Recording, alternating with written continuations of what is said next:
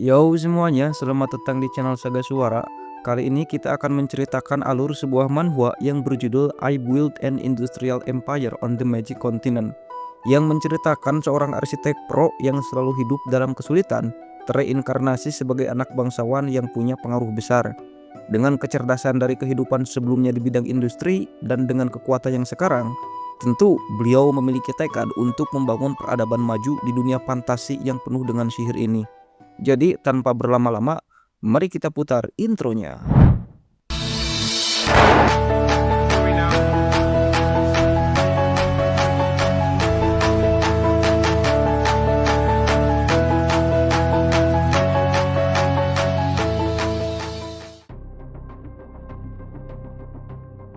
Cerita dimulai dengan seorang dokter yang segera meminta bantuan dan memberitahu tim untuk memasang ventilator pada pasien.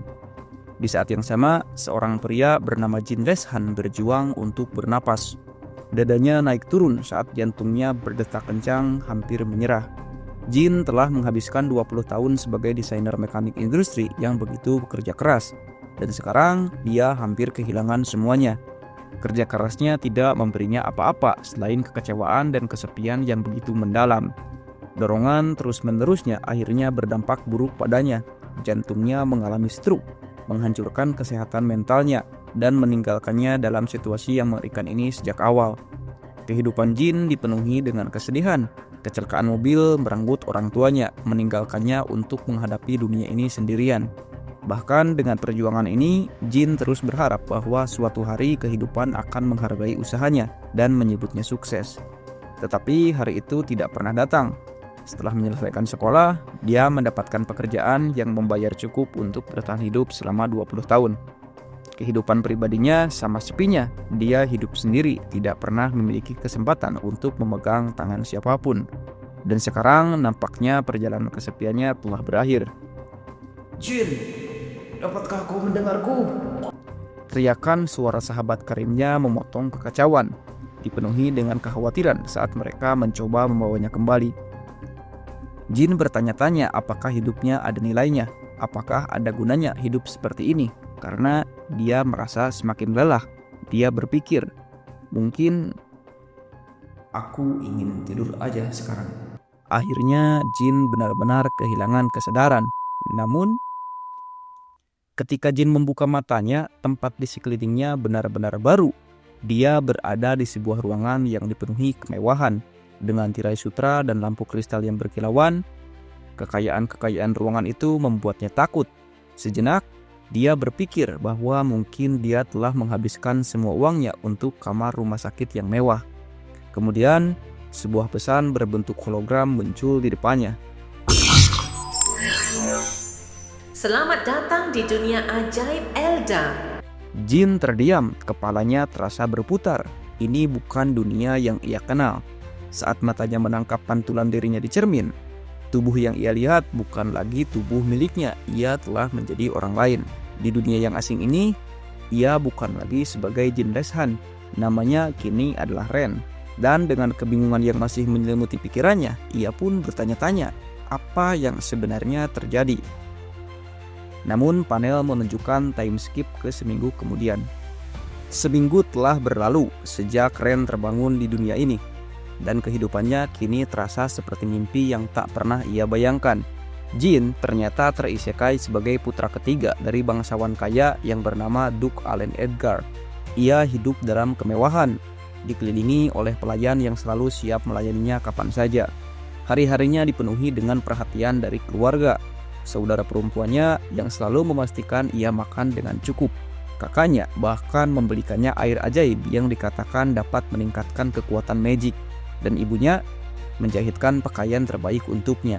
Sebagai anak bungsu yang dimanjakan, Ren menjalani kehidupan yang sangat nyaman. Namun, di balik semua kemewahan ini ada kegelisahan yang terus menghantuinya. Apakah semua ini benar-benar pantas untuknya? Dan mengapa setelah hidup penuh penderitaan, ia tiba-tiba diberi kesempatan untuk menikmati segala hal yang tak pernah ia miliki sebelumnya? Ia mencoba meyakinkan dirinya bahwa ini mungkin adalah hadiah dari kehidupan sebelumnya yang penuh kesulitan. Di dunia ini, tepatnya benua Eldria adalah tempat yang jauh berbeda dari bumi. Sihir ada di mana-mana. menjadi kekuatan yang menggerakkan peradaban. Kekaisaran Karadobel adalah kerajaan manusia terbesar di benua ini, dan benua ini adalah rumah bagi berbagai ras, termasuk elf dan kurcaci. Sementara itu, keluarga Edgar, tempat Ren dilahirkan kembali, salah satu keluarga bangsawan yang paling kuat. Mereka menguasai wilayah luas yang sangat subur, memimpin lebih dari 1 juta rakyat, dan berdiri tegak sebagai kekuatan yang disegani. Meskipun segala sesuatu nampak sempurna, Ren merasa seolah berada di tengah pusaran besar yang belum sepenuhnya ia pahami. Suatu hari, seorang pelayan bernama Leia datang dengan tergesa-gesa, menyampaikan pesan bahwa Duk Aldarian ayahnya ingin menemuinya. Ren segera menuju ruangan belajar yang luas dan megah. Tempat sang Duk duduk di balik meja besar. Matanya sibuk membaca laporan mengenai tanah mereka. Saat Ren tiba, ia menyambut ayahnya dengan hormat dan menunggu dengan sabar. Aldarian menatap dalam diam sebelum akhirnya berbicara. Dengan suara tenang namun penuh wibawa, ia memberitahu Ren bahwa sudah waktunya bagi seseorang bangsawan seusianya untuk mulai mengelola tanahnya sendiri. Ren terkejut. Pikiran tentang memiliki dan mengelola wilayah sendiri terdengar asing baginya. Selama ini, ia hanya menikmati kehidupan barunya tanpa memikirkan tanggung jawab besar yang datang bersamanya. Ayahnya kemudian menunjukkan peta besar yang terpampang di dinding, menunjuk ke sebuah wilayah di barat laut yang akan menjadi miliknya. Wilayah itu cukup aman, tetapi sering menghadapi masalah dengan pasokan makanan karena kurangnya penyihir yang dapat membantu pertanian. Sejenak, Ren merenung. Ia tahu bahwa Kekaisaran Karadoriel sedang berada di ambang kehancuran. Kekuasaan keluarga kerajaan melemah, politik menjadi semakin korup, dan para bangsawan sibuk berkonflik demi kepentingan mereka sendiri. Dalam keadaan seperti ini, bahkan tanah keluarga Edgar pun tidak sepenuhnya aman. Ren menyadari sesuatu. Sejak ia datang ke sini, ia merasakan sesuatu yang tak pernah ia miliki sebelumnya, yaitu keluarga yang selalu peduli padanya. Perhatian dan cinta mereka membuatnya ingin melindungi mereka, memastikan bahwa mereka tetap aman dari ancaman yang akan datang. Aldarian melihat putranya tenggelam dalam pikirannya. Ia khawatir telah memberikan terlalu banyak tanggung jawab kepada Ren terlalu cepat, sehingga mencoba meyakinkannya bahwa ia tidak sendirian. Keluarga akan selalu ada untuk membantunya. Namun, sesuatu dalam diri Ren telah berubah. Ia bukan hanya anak kecil yang bisa dimanjakan tanpa arah. Jika makanan adalah masalah terbesar di wilayahnya, maka ia akan menyelesaikannya. Dengan penuh keyakinan, ia mengatakan bahwa ia akan segera menangani krisis pangan ini. Ayahnya hanya tersenyum tipis mendengar semangat putranya, tetapi dalam hatinya ia tahu bahwa masalah ini tidak sesederhana itu. Menyediakan makanan untuk ribuan orang bukanlah hal yang bisa dilakukan dalam semalam. Namun Ren tidak berpikir sesederhana itu. Ia bukan hanya seorang bocah bangsawan biasa. Ia adalah seorang mekanik insinyur yang pernah hidup di dunia dengan peradaban maju, tempat manusia berhasil mengatasi kelaparan dengan ilmu dan teknologi. Ia memiliki pengetahuan yang berasal dari ratusan tahun revolusi industri dan kemajuan pertanian. Dan dengan keyakinan penuh, ia meminta ayahnya untuk menyerahkan masalah ini kepadanya. Ia akan bersiap untuk berangkat dan memulai perubahan besar yang akan mengguncang dunia ini. Singkat cerita, perjalanan Ren menuju tanah barunya dimulai dari kota Aisling, sebuah wilayah yang penuh potensi namun syarat akan tantangan. Di utara, tanahnya berbatasan langsung dengan wilayah Grand Duke Ryan, musuh bebuyutan keluarganya. Di barat terdapat wilayah peri yang misterius dan penuh teka-teki. Sementara itu, di selatan terbentang lautan luas yang belum sepenuhnya terjamah oleh manusia. Posisi strategis ini membuat kota Aisling seringkali menjadi medan perang. Peperangan yang tak henti-hentinya telah mengubah tanah yang dulunya subur menjadi gersang. Populasi menyusut drastis, sumber daya semakin langka, dan hampir tidak ada penduduk yang bertahan. Saat keretanya membawa mendekati kota Aisling, Ren sibuk mempelajari dokumen-dokumen tentang tanah barunya. Leia, pendamping setianya, mengawasinya dengan cermat. Kekhawatiran terpancar jelas dari raut wajahnya. Ren menyadari bahwa untuk menghidupkan kembali wilayah ini, ia membutuhkan lebih banyak tenaga kerja. Baginya, sumber daya manusia yang kuat adalah kunci bagi setiap revolusi industri. Meski tantangan yang dihadapinya cukup besar, Ren yakin bahwa dia bisa mengubah segalanya. Namun, Ren tidak memulai dari nol. Dia memiliki keahlian khusus yang disebut pemindaian sumber daya manusia, sebuah kemampuan yang diberikan oleh sistem. Keterampilan ini memungkinkannya untuk dengan mudah menemukan dan mengenali orang-orang yang berbakat. Setelah mencoba kemampuan tersebut pada keluarganya sendiri, Ren mulai memahami betapa beragamnya tingkat bakat di dunia ini. Tujuan pertamanya di kota Aisling itu cukup sederhana, yaitu menemukan orang-orang luar biasa yang dapat membantunya memilihkan wilayah ini. Sementara itu, Leia teringat akan pesan Duke untuk mendukung Ren dan memastikan bahwa dia tidak menimbulkan kekacauan di wilayah baru ini. Diam-diam, Leia berharap Ren bisa menjalankan tugasnya dengan baik tanpa menciptakan masalah. Sementara itu, di suatu tempat di kota Aisling, tepatnya di kediaman tuan kota, dipenuhi dengan ketegangan. Seorang pria dengan rambut pirang dengan wajah gugup melaporkan bahwa putra bungsu Duke akan segera tiba, yaitu adalah Ren. Dia menyarankan agar mereka mengambil tindakan terlebih dahulu. Namun, pria bertopeng yang duduk di seberangnya menepis kekhawatiran itu dengan tenang.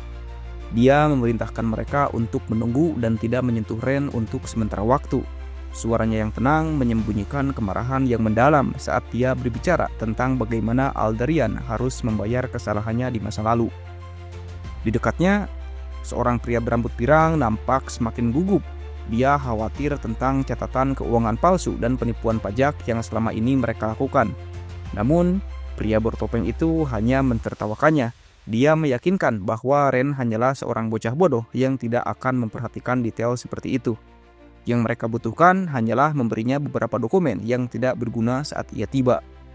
Pria berambut pirang itu akhirnya mengangguk dengan enggan, lalu pergi untuk mempersiapkan penyambutan Ren. Kembali ke Ren, saat kereta Ren semakin mendekati kota Aisling, matanya menangkap pemandangan yang memilukan. Ladang-ladang kosong dan peternakan yang terbengkalai membentang di sepanjang jalan. Wajahnya menjadi serius saat dia menyadari betapa parahnya kondisi di wilayah ini. Dalam hatinya, Ren bergumam, Seperti yang kuduga, kurangnya populasi telah membuat lahan yang belum subur menjadi tandus. Dia meminta peta kepada Leia dan mulai mempelajari daerah itu dengan seksama. Matanya terpaku pada sungai di sebelah barat dan pelabuhan di selatan. Sebuah ide muncul di benaknya. Menggeruk sungai dan membangun kanal ke laut mungkin bisa menjadi solusi untuk menghidupkan kembali tanah ini. Namun, konsentrasi Ren tiba-tiba terganggu oleh teriakan keras. Seorang gadis muda berlutut di tanah, berpegangan erat pada kaki seorang pria yang tampaknya adalah ayahnya. Pria itu terlihat bersikeras untuk pergi ke tempat perjudian. Gadis itu berteriak memohon, meminta ayahnya tidak menggunakan uang yang seharusnya untuk pengobatan ibunya. Suaranya bergetar penuh kepanikan. Pria itu yang sudah terbuai oleh keserakahan berteriak agar gadis itu melepaskannya. Keyakinannya pada keberuntungan membuatnya mengabaikan kenyataan bahwa tindakannya bisa menghancurkan keluarganya. Ketika gadis itu tetap tidak mau melepaskannya, dia dengan marah mengangkat tangannya bersiap untuk memukul. Namun, sebelum pukulan itu terjadi, Ron sudah melangkah maju, dan dengan gerakan cepat, dia menjatuhkan pria itu ke tanah. Kemarahan berkobar di mata Ren, meskipun dia kemudian meringis. Ini adalah pertama kalinya dia melemparkan pukulan. Leia bergegas mendekat, wajahnya penuh kekhawatiran. Dia memperingatkan Ren untuk lebih berhati-hati jika berniat memukul seseorang lagi. Ren hanya tertawa kecil. Dia menjelaskan bahwa tindakannya spontan dan tidak direncanakan. Dia berjalan mendekati pria yang masih tergeletak di tanah dan meminta Leia untuk memeriksa gadis itu. Si penjudi itu masih memegangi wajahnya, menatap Ren dengan kaget. Namun, Ren hanya menatapnya balik dengan penuh penghinaan. Dia menegur pria itu karena menggunakan uang yang seharusnya untuk keluarganya dan bahkan mencoba memukul putrinya sendiri. Pria itu balik bertanya dengan nada kasar, mencoba membela diri, namun Ren melangkah lebih dekat. Auranya terasa menekan. Dia dengan tegas menyatakan bahwa jika pria itu terlihat lagi di tempat perjudian, dia akan menghadapi konsekuensi serius. Nada suaranya yang dingin dan tatapan tajamnya membuat pria itu menggigil ketakutan. Dengan suara gemetar, dia berjanji untuk menjauhi perjudian, lalu melarikan diri. Merasa telah menangani situasi dengan baik, Ren menoleh ke gadis yang masih berdiri di sana dengan wajah penuh keheranan. Dia menanyakan apakah gadis itu baik-baik saja. Sambil menggunakan sistemnya untuk memeriksa kondisinya, gadis itu menundukkan kepala dan berulang kali mengucapkan terima kasih kepada Ren. Dia menjelaskan bahwa uang itu adalah satu-satunya harapan untuk menyelamatkan ibunya. Ren melihat layar sistemnya dan tertarik dengan statistik gadis itu. Sebagian besar normal, tetapi ada satu hal yang sangat menonjol, potensinya di bidang pertanian dan panen. Melihat bakat ini, Ren langsung mengambil keputusan. Dia mengajak gadis itu untuk bergabung dengannya, berjanji akan membantunya sekaligus memanfaatkan bakatnya untuk memulihkan tanah ini. Gadis yang bernama Lilian tampak ragu-ragu. Dia merasa dirinya hanyalah gadis desa yang tidak pantas berada di kereta mewah seperti milik Ren. Namun Ren hanya tertawa. Dia meyakinkan Lilian bahwa keretanya hanyalah alat transportasi dan tidak ada yang perlu dikhawatirkan. Dia juga menambahkan bahwa dia memiliki beberapa pertanyaan untuk Lilian nanti. Saat mereka melanjutkan perjalanan ke kota Aisling, pikiran Ren kembali dipenuhi dengan berbagai pertanyaan.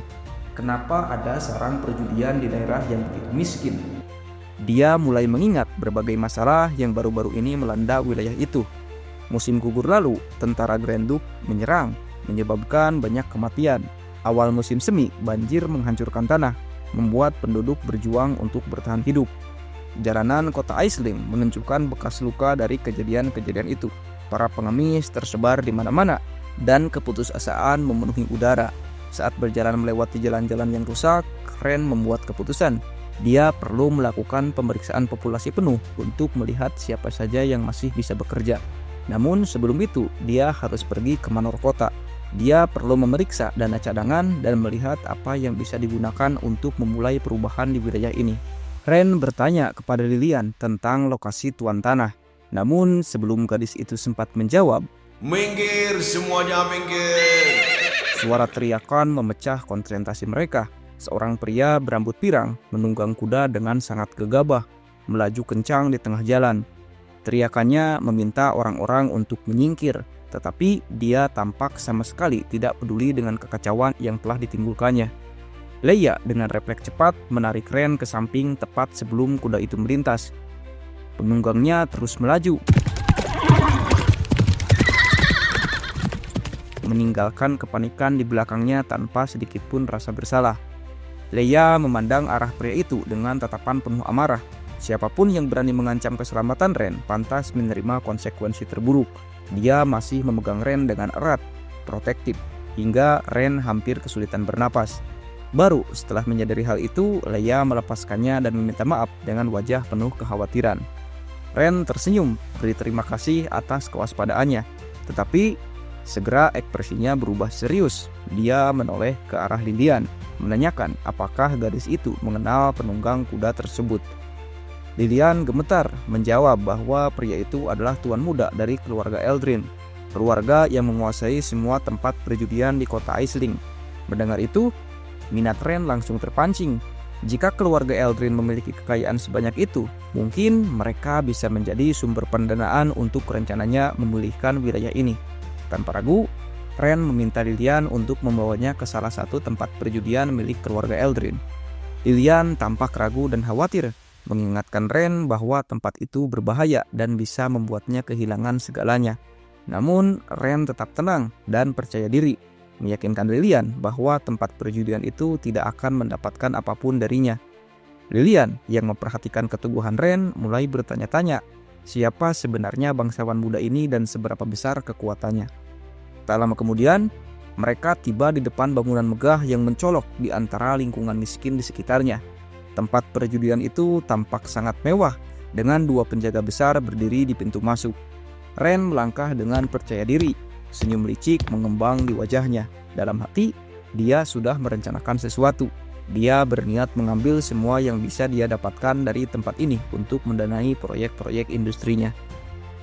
Di dalam suasana kasino begitu hiruk-pikuk, para penjudi berteriak, memohon keberuntungan, sementara yang lain meratap putus asa setelah kehilangan segalanya. Ron mengamati dengan cermat, menyadari bahwa selama tempat seperti ini masih berdiri, penduduk kota Aisling tidak akan pernah termotivasi untuk bekerja keras dan membangun kembali kehidupan mereka. Leia mendekat, berbisik dengan hati-hati bahwa tentara mereka sudah mengepung tempat ini. Namun Ren mengangguk hanya tenang, memutuskan untuk menunggu sebentar karena dia mengincar tangkapan yang lebih besar. Tak lama kemudian, seorang staf kasino mendekati Ren dengan senyum ramah, menawarkan permainan yang bisa dicoba. Ren pura-pura tidak tahu banyak tentang perjudian, meminta saran permainan yang sederhana. Staf itu dengan senang hati menawarkan permainan dadu dan memberikan Ren 2 chip gratis untuk memulai. Ren menerimanya dengan senyum, berpura-pura antusias. Permainan pun dimulai. Ren melemparkan 2 chip ke slot taruhan. Dadu kemudian bergulir dan hasilnya menunjukkan angka 6 dan 6. Ya, itu adalah kombinasi besar. Staf kasino berpura-pura bersimpati mengatakan bahwa Ren sebenarnya hampir saja menang. Ren bermain bersama, berpura-pura terkejut, lalu berbalik untuk pergi. Namun, staf itu segera menghalangi jalannya. Senyum ramahnya berubah menjadi ekspresi licik. Dia menuntut Ren membayar untuk chip yang telah digunakannya, mengklaim bahwa setiap chip bernilai 100 koin emas, dan dengan bunga serta biaya tambahan, Ren sekarang berutang 250 koin emas. Dia bahkan mengancam akan menjadikan Leia sebagai jaminan jika Ren tidak bisa membayar. Lilian yang marah mendengar kebohongan itu langsung bersuara menentang. Staf itu berubah marah dan berteriak memanggil penjaga. Namun, sebelum dia bisa menyelesaikan perintahnya, Ren sudah melayangkan pukulan keras, mengirim pria itu terlempar ke arah meja. Ren membetulkan pakaiannya dengan tenang, menyatakan bahwa orang seperti itu tidak pantas berbicara di sana. Kasino langsung berubah kacau. Para penjudi berhamburan mengambil chip yang berserakan di lantai. Ren hanya mengamati mereka dengan tatapan dingin, menyimpulkan bahwa tak satu pun dari mereka berguna. Tiba-tiba, suara berat memenuhi ruangan. Tuan muda dari keluarga Eldrin muncul, menanyakan siapa yang menyebabkan masalah. Ren menoleh dan tersenyum, menyadari bahwa target yang lebih besar akhirnya muncul. Tuan muda Eldrin menyapu pandangannya ke sekeliling dengan wajah tak senang, lalu memberi perintah kepada para penjaga untuk menghajar semua pembuat onar. Para penjaga segera mulai memukuli siapa saja yang ada di dekat mereka, mengabaikan tangisan dan permohonan. Sisanya hanya bisa menonton dengan rasa takut, terlalu ngeri untuk ikut campur. Tuan muda Eldrin mencibir, memperingatkan agar tidak ada yang bertindak bodoh. Lilian menggenggam lengan Leia, berbisik penuh penyesalan bahwa dia merasa bersalah telah membawa mereka ke situasi ini. Namun, di tengah rasa takutnya, Lilian mengumpulkan keberanian. Dia melangkah maju. Suaranya lantang memecah keheningan. Dia menyatakan bahwa dia tidak akan membiarkan keluarga Eldrin terus menipu dan menghancurkan kehidupan orang lain. Ruangan mendadak hening, bisikan mulai menyebar tentang keberanian gadis itu.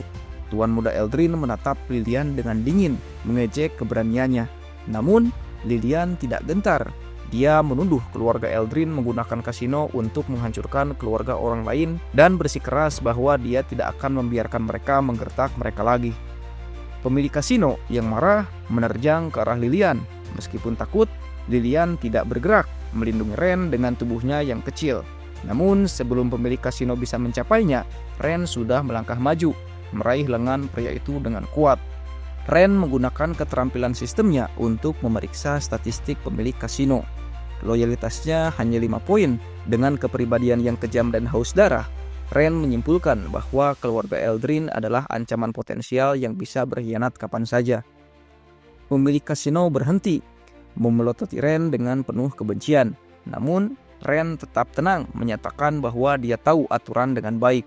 Di dunia ini, kekuasaan adalah segalanya, dan yang kuat menetapkan aturan. Pemilik kasino itu dengan arogan yakin bahwa dialah yang terkuat di kota. Namun, Ren dengan tenang menyatakan bahwa kekuatannya jauh lebih besar. Dengan itu, dia kemudian bertepuk tangan, memberi isyarat kepada prajuritnya yang sudah mengepung kasino untuk memasuki ruangan.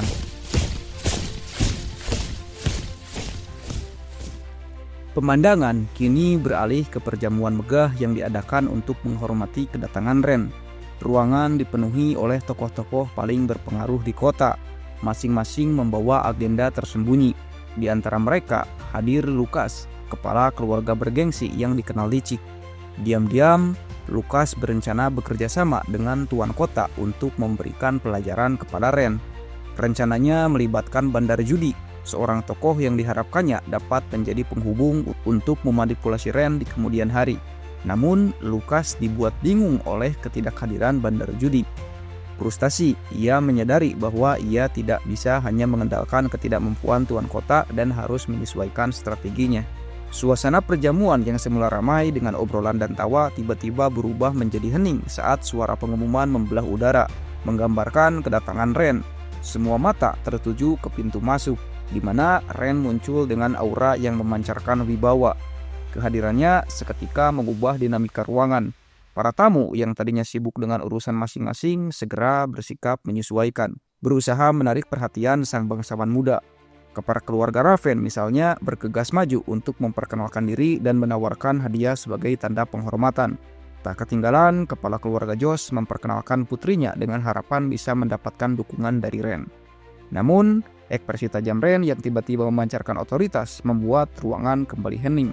Dengan suara tegas, ia meminta semua orang untuk tenang. Setelah suasana terkendali, Ren mengumumkan bahwa saatnya telah tiba untuk memulai agenda penting. Ia memberi isyarat dan segera para pelayan membawa masuk sebuah cetak biru besar yang langsung menarik perhatian semua orang. Ren menjelaskan bahwa itu adalah desain bendungan yang telah ia siapkan hanya dalam waktu 1 sore. Ia berencana merekrut pengrajin terampil untuk mewujudkan proyek ambisius tersebut. Rincian teknis yang ia paparkan membuat ruangan dipenuhi bisikan dan tatapan bingung. Seorang tamu bahkan bertanya-tanya apa sebenarnya fungsi bendungan itu. Menduga mungkin itu hanya alat untuk memancing. Ren dengan tenang meminta keheningan dan meminta asistennya untuk menampilkan peta wilayah. Dengan penjelasan yang jelas, Ren mengungkapkan bahwa selama surveinya di kota Aisling, ia menemukan akar masalah banjir tahunan yang selalu melanda kota, yaitu sebuah kanal di utara yang dikelola dengan buruk. Bendungan ini katanya akan mengendalikan aliran air, mengairi sawah di musim kemarau dan mencegah banjir di musim hujan. Lukas yang awalnya skeptis mulai terkesan dengan rencana Ren. Ia menyadari bahwa jika berhasil, bendungan ini bisa meningkatkan produksi pangan kota secara signifikan. Untuk pertama kalinya, ia melihat Ren bukan sebagai bangsawan muda yang naif, melainkan sebagai sosok yang cerdas dan visioner. Namun, seorang pria tua di antara kerumunan bertanya mengapa proyek ini penting bagi mereka. Dengan tenang, Ren menjelaskan bahwa ia membutuhkan investasi mereka untuk mendanai pembangunan bendungan.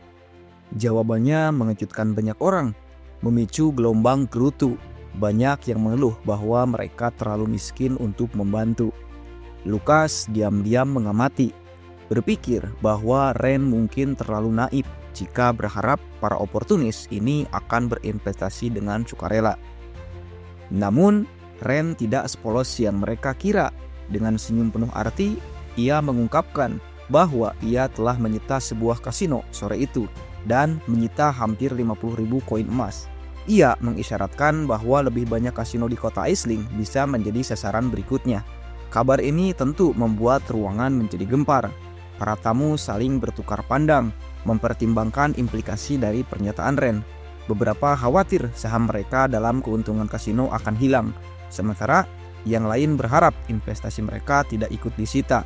Menjadi jelas bahwa kasino terbesar adalah milik Lord Andren, musuh kuat yang kini telah dibuat marah oleh tindakan Ren. Lukas yang berusaha menyembunyikan kemarahannya melangkah maju untuk menantang Ren.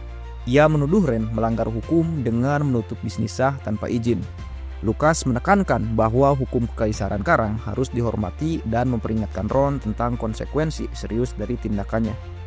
Para tamu lainnya dengan cepat mendukung, menuduh Ren melampaui wewenangnya dan menegaskan bahwa kasino adalah bisnis yang sah. Suara mereka semakin berani seolah mencoba menekan Ren. Namun, Ren tetap tenang dan tak tergoyahkan. Ia menanggapi dengan menunjukkan ketidakkonsistenan mereka. Ketika ia meminta investasi, mereka mengaku miskin, tetapi sekarang tiba-tiba mereka khawatir tentang keuntungan kasino. Ren mencatat bahwa banyak dari mereka terlibat dalam bisnis kasino dan memperingatkan bahwa ini adalah kesempatan terakhir mereka untuk melindungi reputasi mereka. Jika tidak, ia akan mengambil tindakan tegas. Saat itu juga, para prajurit Ren melangkah maju, mengingatkan semua tentang otoritasnya. Lukas yang merasa terpojok bersikeras bahwa Adipati Agung tidak akan menyetujui tindakan Ren yang sembrono.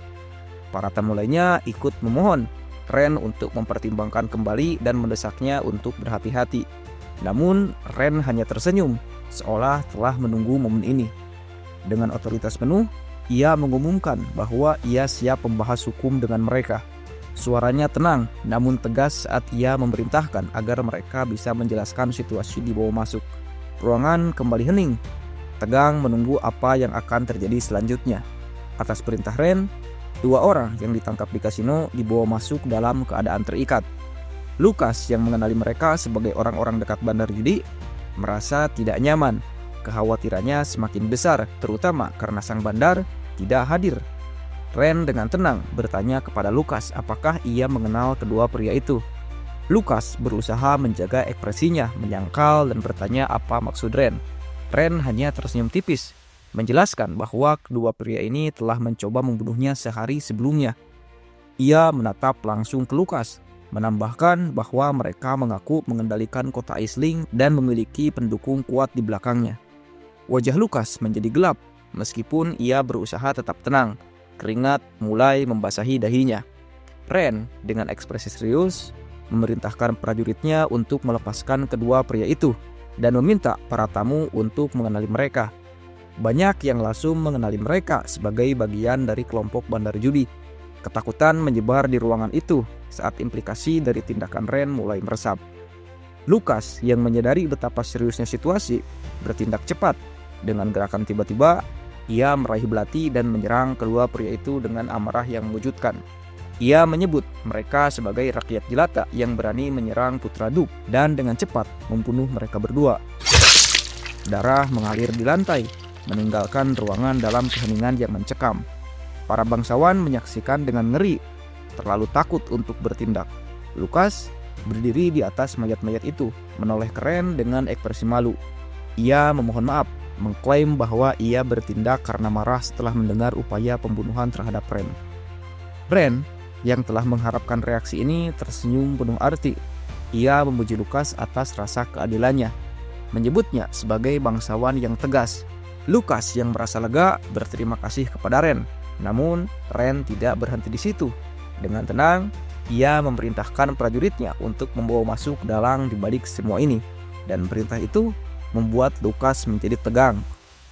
Ternyata itu adalah putranya, sang bandar judi, diseret masuk oleh para prajurit.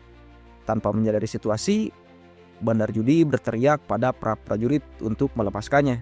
Ia membual tentang pengaruh ayahnya dan mengancam semua orang dengan konsekuensinya. Ekspresi Lucas hancur saat melihat putranya. Kesombongannya lenyap, digantikan oleh kepanikan. Bandar judi yang masih tidak menyadari identitas Ren melontarkan hinaan dan ancaman.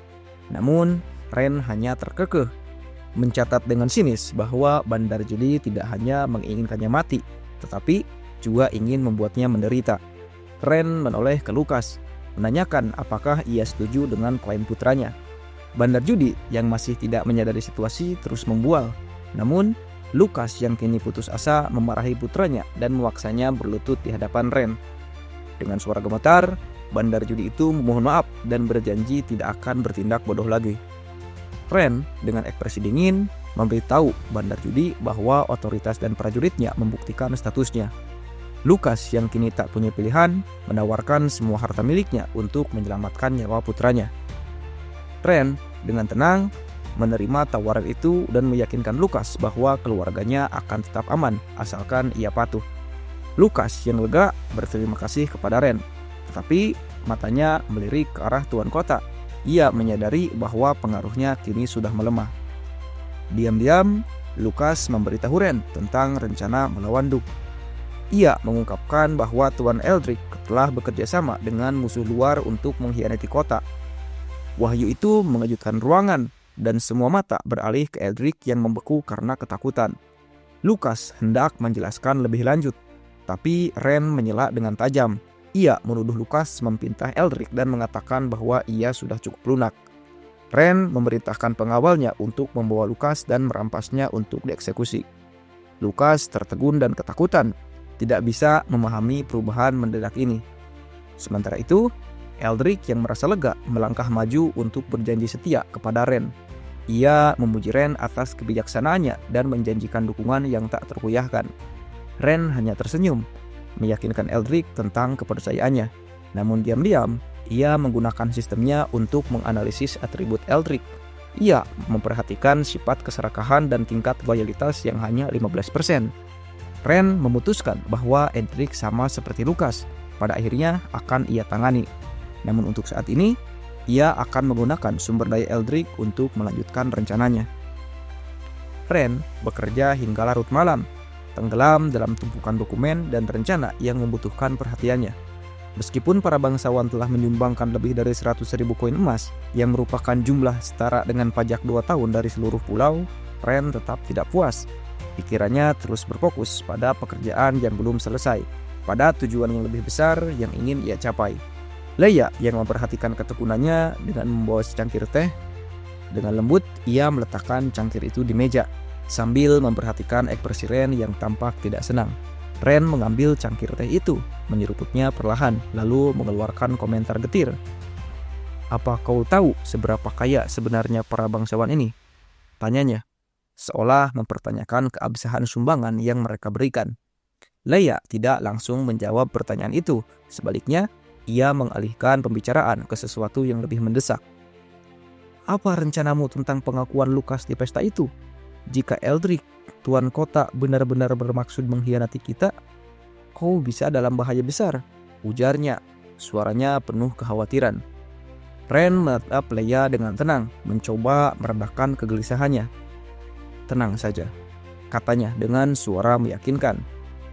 "Aku yakin akan pengkhianatan Eldrick, tapi sekarang bukan saat yang tepat untuk menghadapinya." Leia mengkerutkan kening, bertanya mengapa Ren memilih untuk menunggu. Ren meregangkan badan, lalu berdiri dari kursinya.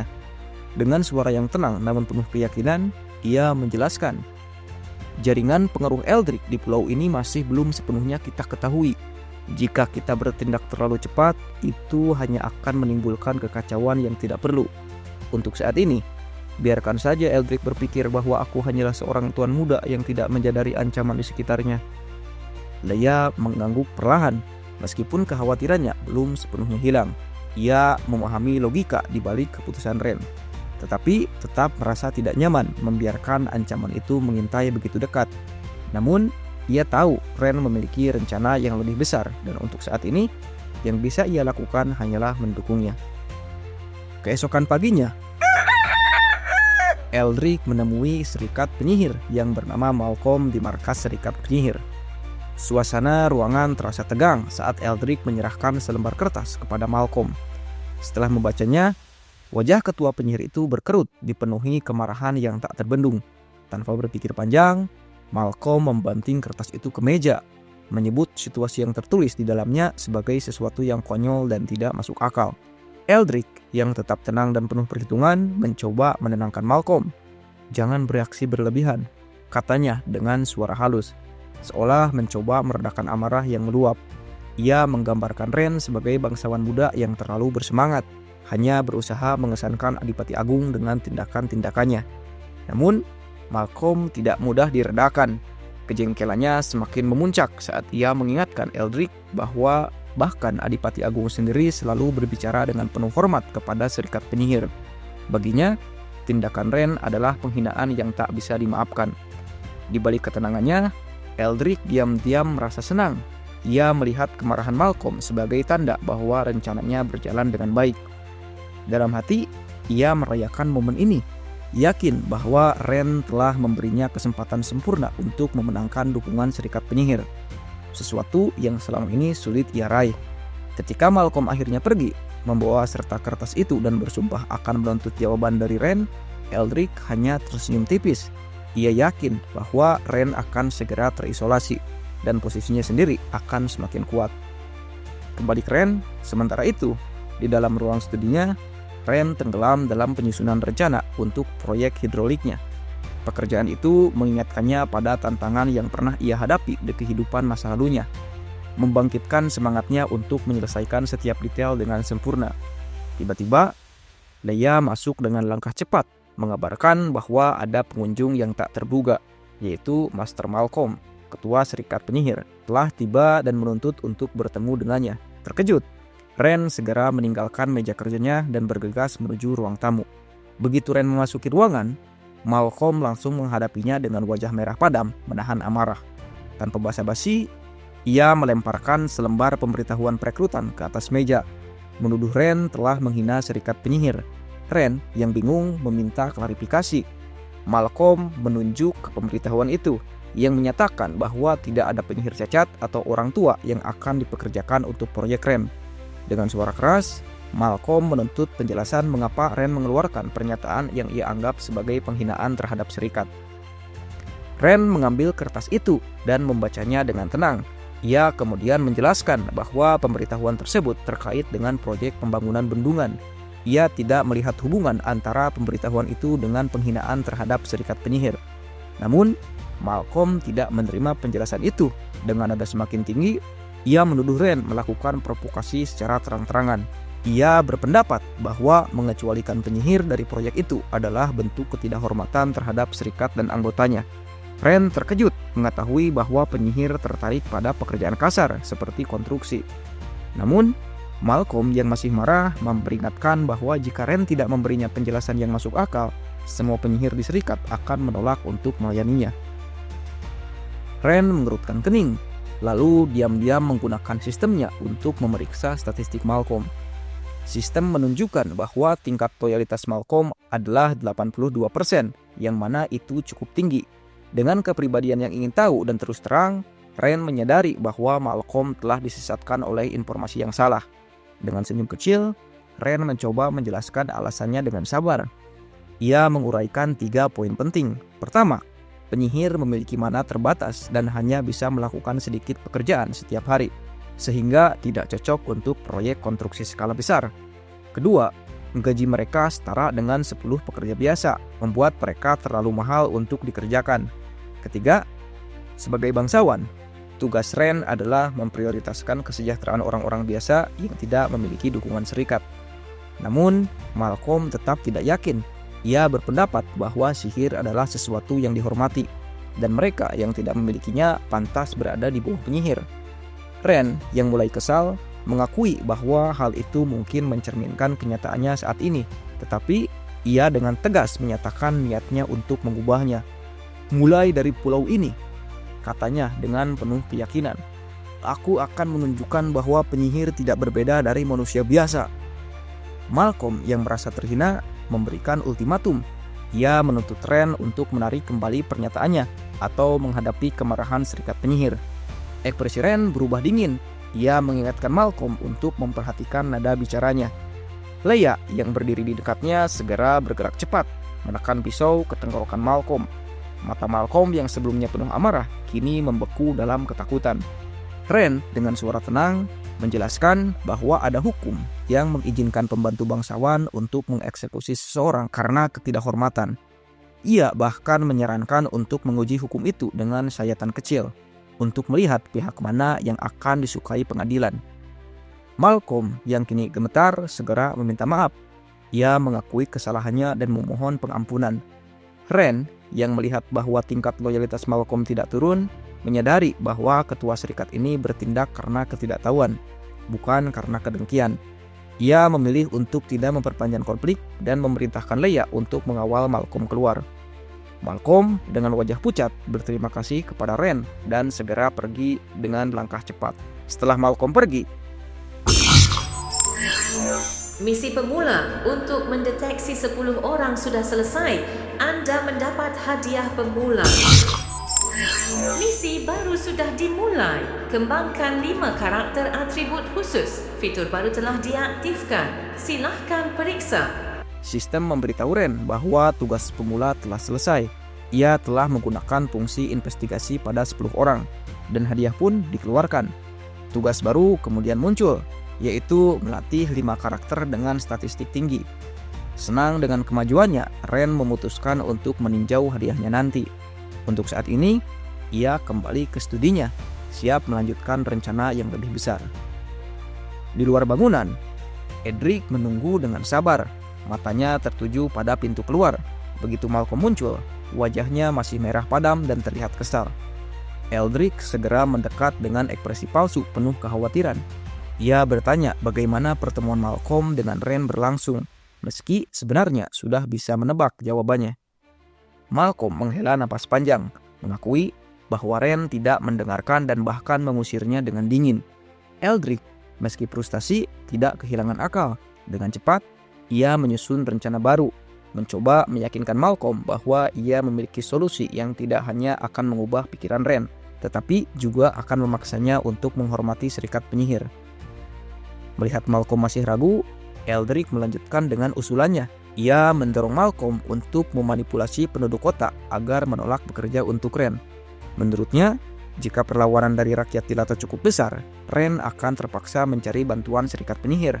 Namun, Malcolm menggelengkan kepala.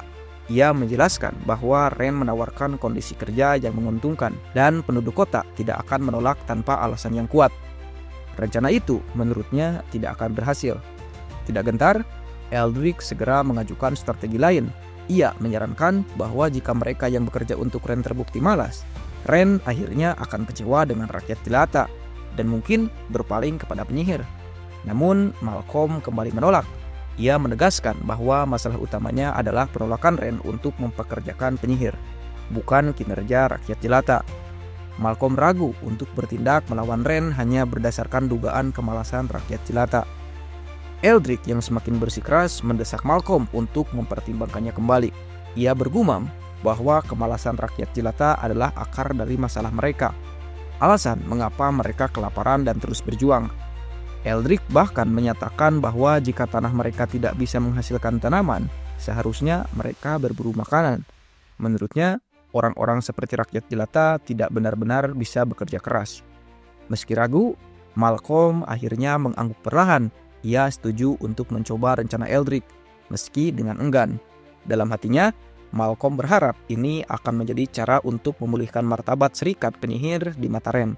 Sementara itu, Eldrick tersenyum tipis, merasa puas karena berhasil meyakinkan Malcolm. Dalam pikirannya, ia sudah merencanakan langkah selanjutnya. Yakin bahwa rencana ini akan membawa Ren ke titik di mana ia tidak punya pilihan selain tunduk pada keinginan Eldrick. Sementara itu, di pusat kota, pemberitahuan perekrutan Ren telah dipasang dan segera menarik perhatian banyak orang. Penduduk kota mulai berkerumun, penasaran dengan rencana baru dari tuan kota mereka. Pengumuman itu menawarkan pekerjaan dengan syarat yang belum pernah mereka dengar sebelumnya, yaitu hari kerja hanya 8 jam dari pukul 9 pagi hingga pukul 5 sore. Selain itu, pekerjaan itu menjanjikan 3 kali makan sehari dan upah 10 koin per hari. Tawaran ini membuat banyak orang tercengang, tetapi juga menimbulkan keraguan. Beberapa pemuda di kerumunan itu skeptis, mempertanyakan mengapa tuan kota baru mereka begitu murah hati. Yang lain bergumam dengan curiga, mengingat bagaimana bangsawan-bangsawan sebelumnya sering menipu mereka. Beberapa bahkan berpendapat bahwa pekerjaan dengan persyaratan seperti itu mungkin akan berbahaya, bahkan bisa merenggut nyawa mereka. Suasana kerumunan dipenuhi dengan bisikan ketidakpercayaan dan ketakutan. Pada saat itulah, Lilian melangkah maju dengan suara tegas dan penuh tekad. Ia membela Ren, menyatakan bahwa tuan kota baru ini berjanji untuk meningkatkan kehidupan semua orang. Namun, ketulusannya disambut dengan tawa dan ejekan. Orang banyak menolak kata-katanya, menganggapnya naif karena mempercayai seorang bangsawan. Bahkan ayahnya sendiri ikut mengejek, menuduhnya terpesona oleh Ren. Namun, Lilian tidak gentar. Dengan kepala tegak, ia menyatakan bahwa ia akan mendaftar untuk proyek tersebut, tak peduli dengan ejekan yang dilontarkan kepadanya. Perekrut, seorang pemuda yang bertugas menangani pendaftaran, tetap tenang meski dihadapkan pada keraguan dan kecurigaan banyak orang. Ia menoleh kepada ayah Lilian dan mengundangnya untuk bekerja di proyek bendungan. Tetapi dengan tegas menyatakan bahwa Lilian tidak bisa ikut serta karena usianya yang masih di bawah 18 tahun. Dia menegaskan bahwa tuan kota baru ini telah membuat beberapa aturan baru untuk para pekerja. Lilian yang bingung bersikeras bahwa ia sehat dan mampu untuk bekerja. Namun, perekrut menjelaskan bahwa Ren memiliki aturan yang sangat ketat. Mempekerjakan anak di bawah umur tanpa persetujuan khusus akan mengakibatkan hukuman yang berat. Sambil menyerahkan formulir pendaftaran kepada ayah Lilian, perekrut mengulangi persyaratan kerja. 3 kali makan sehari, 8 jam kerja, dan upah 10 koin per hari. Jika tidak ada masalah, ayah Lilian dipersilahkan menandatangani formulir dan mulai bekerja keesokan harinya. Meski sedikit kecewa, Lilian mendorong ayahnya untuk melakukan yang terbaik dan menghindari kemalasan.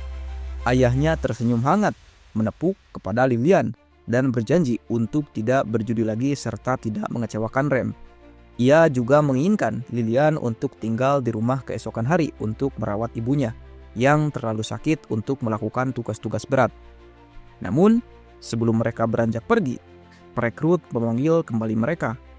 Ayah Lilian yang terkejut bertanya apakah ada masalah. Perekrut menjelaskan bahwa ia mendengar ayah Lilian menyebut istrinya sakit parah. Dengan cepat, ayah Lilian mengklarifikasi bahwa istrinya tidak bisa bekerja karena kondisinya.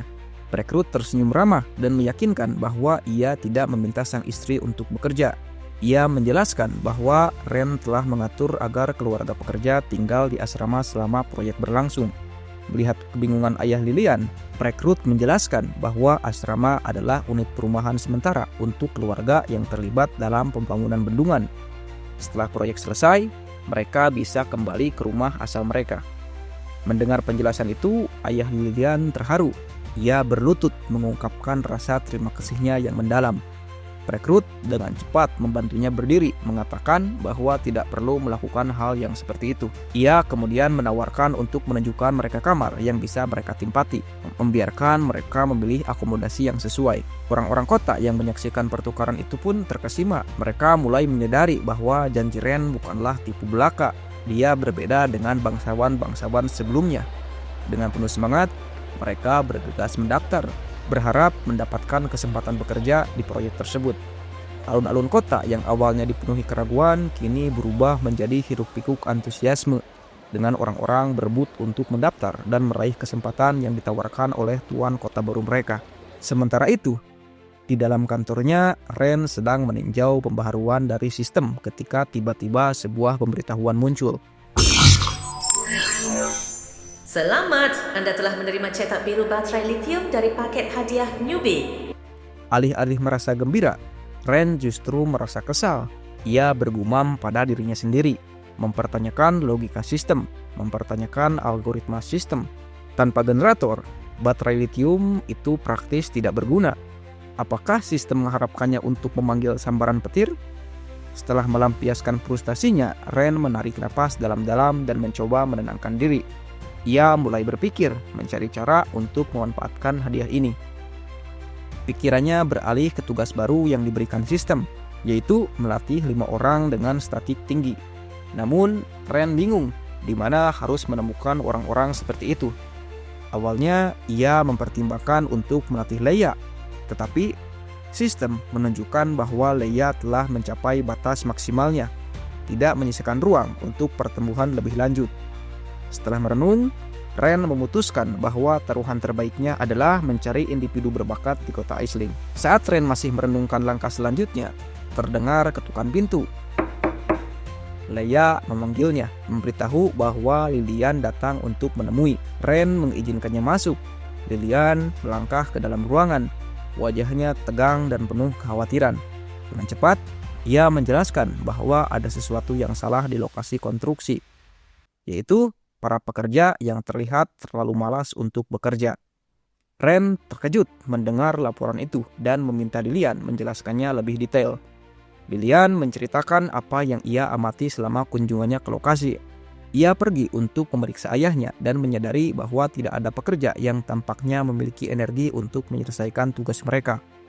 Awalnya, ia mengira mereka hanya bermalas-malasan, tetapi ayahnya menjelaskan bahwa semua orang merasa sangat lelah saat bangun. Bukan hanya ayahnya, setiap pekerja mengalami kondisi yang sama. Lilian telah mencoba mendorong mereka, mengingatkan mereka tentang manfaat yang murah hati yang telah diberikan oleh Ren. Namun, kata-katanya tidak membuahkan hasil.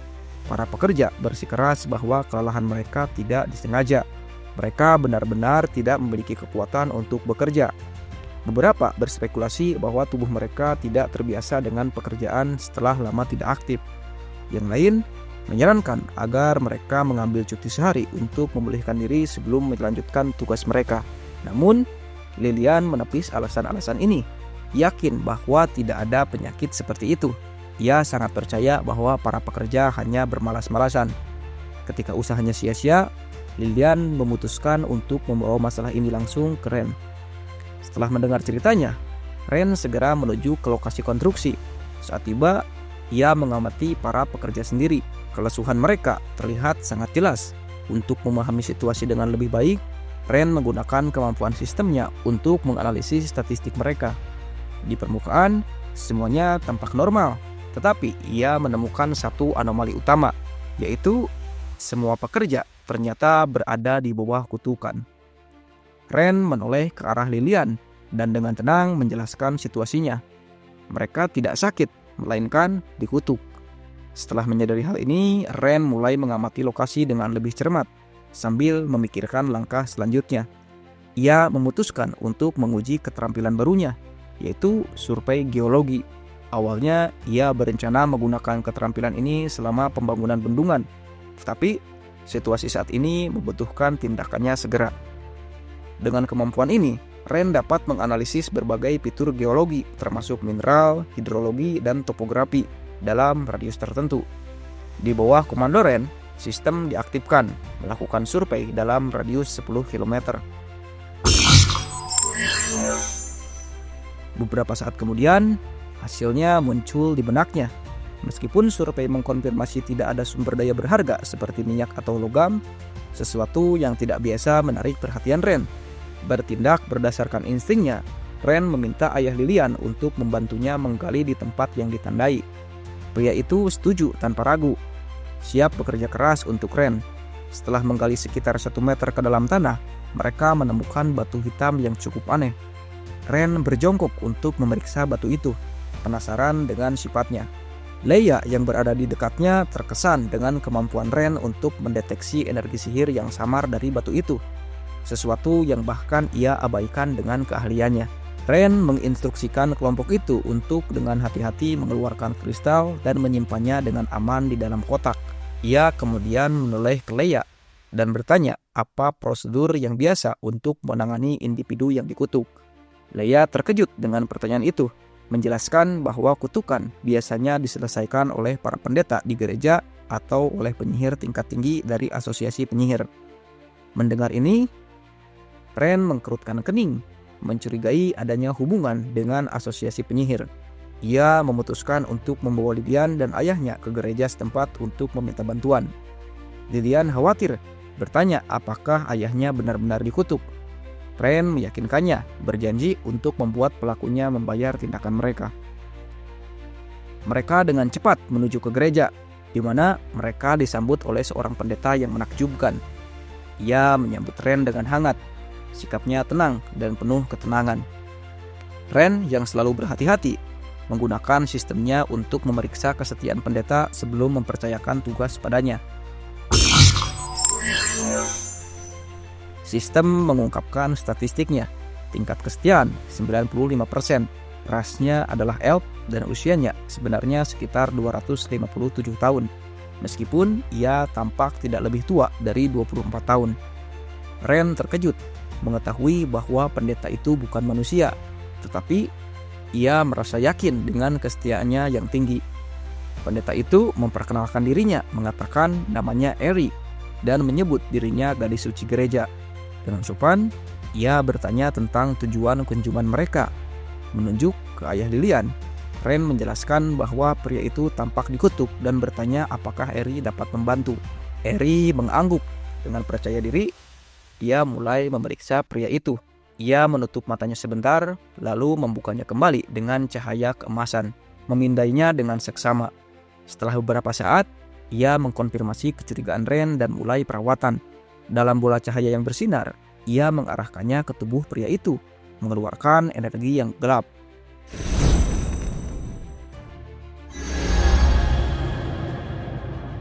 Secara instan, pria itu merasa segar kembali, mengungkapkan rasa terima kasihnya kepada Ren dan bersumpah untuk segera kembali bekerja. Ren tersenyum. menyarankan untuk beristirahat dan memastikan semuanya terselesaikan sepenuhnya sebelum ia kembali bekerja. Ia kemudian mengambil kotak berisi kristal hitam dan meminta pendapat Eri tentang benda itu. Eri memeriksa kristal itu dengan hati-hati dan mengenalinya sebagai kristal ajaib yang diresapi dengan sejumlah besar energi magic. Ia menjelaskan bahwa energi tersebut tidak digunakan untuk melemparkan kutukan, melainkan lebih seperti lelucon yang dirancang untuk menyebabkan kelelahan daripada kerusakan serius. Penjelasan tersebut membuat Ren tidak nyaman, sehingga ia bertanya apakah kristal seperti itu sulit diproduksi. Eri menjawab bahwa untuk penyihir tingkat tinggi, membuat satu kristal sehari relatif sederhana. Mereka dapat dengan mudah menyebarkannya di seluruh lokasi konstruksi. Ekspresi Ren menjadi gelap saat ia menyadari bahwa gangguan itu disengaja. Eri mengakui bahwa proyek Ren telah memuji dampaknya dalam mengurangi jumlah orang yang mencari bantuan dari gereja. Ren sekarang yakin dengan identitas pelakunya dan memutuskan untuk mengambil tindakan. Ia bertanya kepada Eri, apakah mungkin untuk mengangkat kutukan di seluruh lokasi konstruksi? Eri dengan menyesal memberitahunya bahwa prestasi seperti itu tidak mungkin. Menghilangkan kristal individu setiap hari hanya akan memperlambat kemajuan proyek. Ren menyadari perlunya mengatasi akar masalahnya. Eri kemudian menyebutkan seseorang yang mungkin dapat membantu, tetapi memperingatkan bahwa orang ini cukup eksentrik. Ia memberikan alamat dan Ren memutuskan untuk menyelidiki lebih lanjut. Di tengah senja yang mulai merayap, Ren dan Leia tiba di depan sebuah rumah besar yang megah. Rumah itu seperti yang telah diidentifikasi oleh Eri adalah kediaman Selena, mantan presiden asosiasi penyihir. Dengan langkah pasti, mereka mendekati pintu utama. Ren mengetuk pintu dengan keras. Tekadnya terpancar jelas dari raut wajahnya. Namun, sebelum pintu itu terbuka, Leia tiba-tiba merasakan gelombang bahaya yang mengancam. Dengan refleks cepat, ia menarik Ren ke samping, tepat sebelum ledakan dahsyat mengguncang lantai atas mansion itu. Asap tebal dan puing-puing bertebaran ke udara, menciptakan suasana chaos. Ren yang terkejut mencoba memahami apa yang baru saja terjadi. Dari balik asap, muncul sosok wanita dengan aura yang kuat. Dan dialah Selena, mantan guild master sihir yang namanya sering disebut-sebut oleh para pendeta.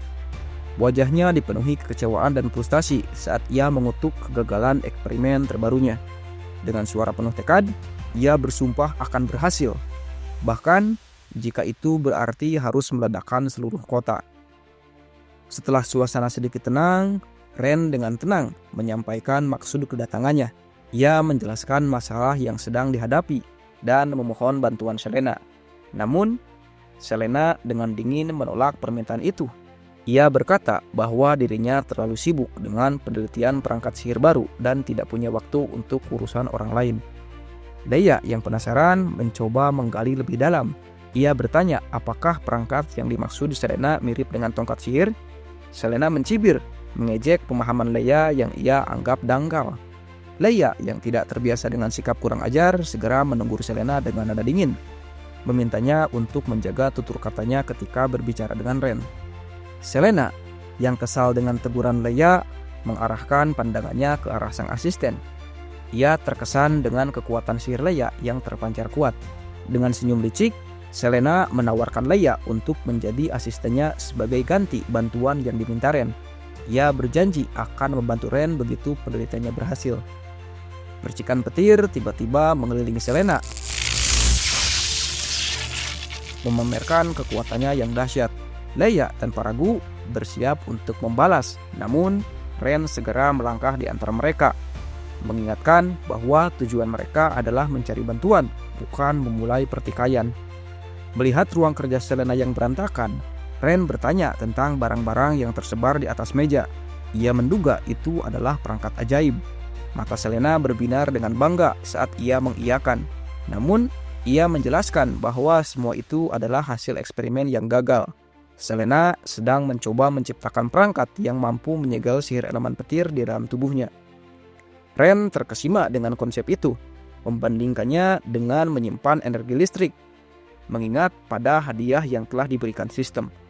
Selena mengkonfirmasi dan menjelaskan bahwa ledakan sebelumnya terjadi karena perangkatnya gagal menahan kekuatan sihirnya. Dengan lelah, ia memutuskan untuk beristirahat sejenak sebelum melanjutkan penelitiannya. Ren yang tak ingin menyerah mengajukan penawaran. Ia bersedia membantu Selena menciptakan perangkat yang ia butuhkan, asalkan Selena bersedia membantunya menyelesaikan masalah yang sedang dihadapi. Selena awalnya skeptis, meragukan kemampuan Ren. Namun, Ren meyakinkannya dengan ketenangan dan keyakinan yang tak tergoyahkan. Akhirnya, Selena setuju dengan syarat. Jika Ren berhasil, ia tidak hanya akan membantu Ren, tetapi juga memastikan serikat sihir itu mematuhi setiap perintahnya. Namun, jika gagal, Selena tidak akan ragu untuk menghukum Ren. Tanpa membuang waktu, Ren meminta Selena menyiapkan bahan-bahan yang diperlukan. Dengan bimbingan Ren, mereka mulai merakit paket baterai litium yang terdiri dari 8 baterai besar. Meski tanpa sumber daya yang memadai, mereka tetap berusaha. Selena yang awalnya skeptis mulai menyalurkan sihir petirnya ke dalam baterai. Yang mengejutkan, perangkat itu mampu menyerap energi tanpa masalah. Bahkan, saat Selena meningkatkan kekuatannya, baterainya tetap stabil. Selena terkejut dan meminta penjelasan. Ren hanya tersenyum, menggodanya bahwa kekuatan sihirnya mungkin tidak sehebat yang ia kira. Ia meminta Selena mengeluarkan kekuatan penuhnya. Meski demikian, baterai tetap tak menunjukkan tanda-tanda kerusakan. Ren memeriksa tingkat pengisian dan menemukan baterainya telah terisi hingga 87%. Ia terkesan dengan kekuatan Selena yang mampu mengisi hampir seluruh paket baterai.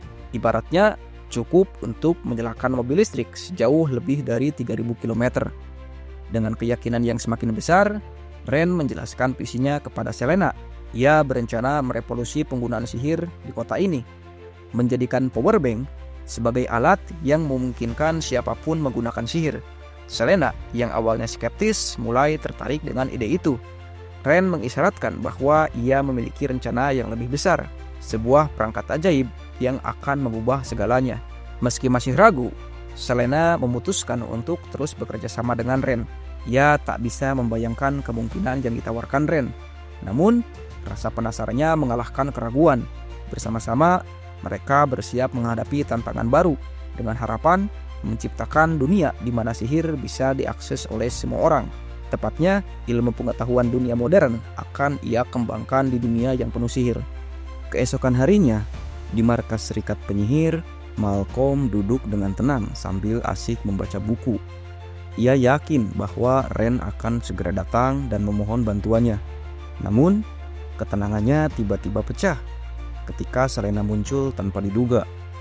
Malcolm membeku seketika, matanya terbelalak.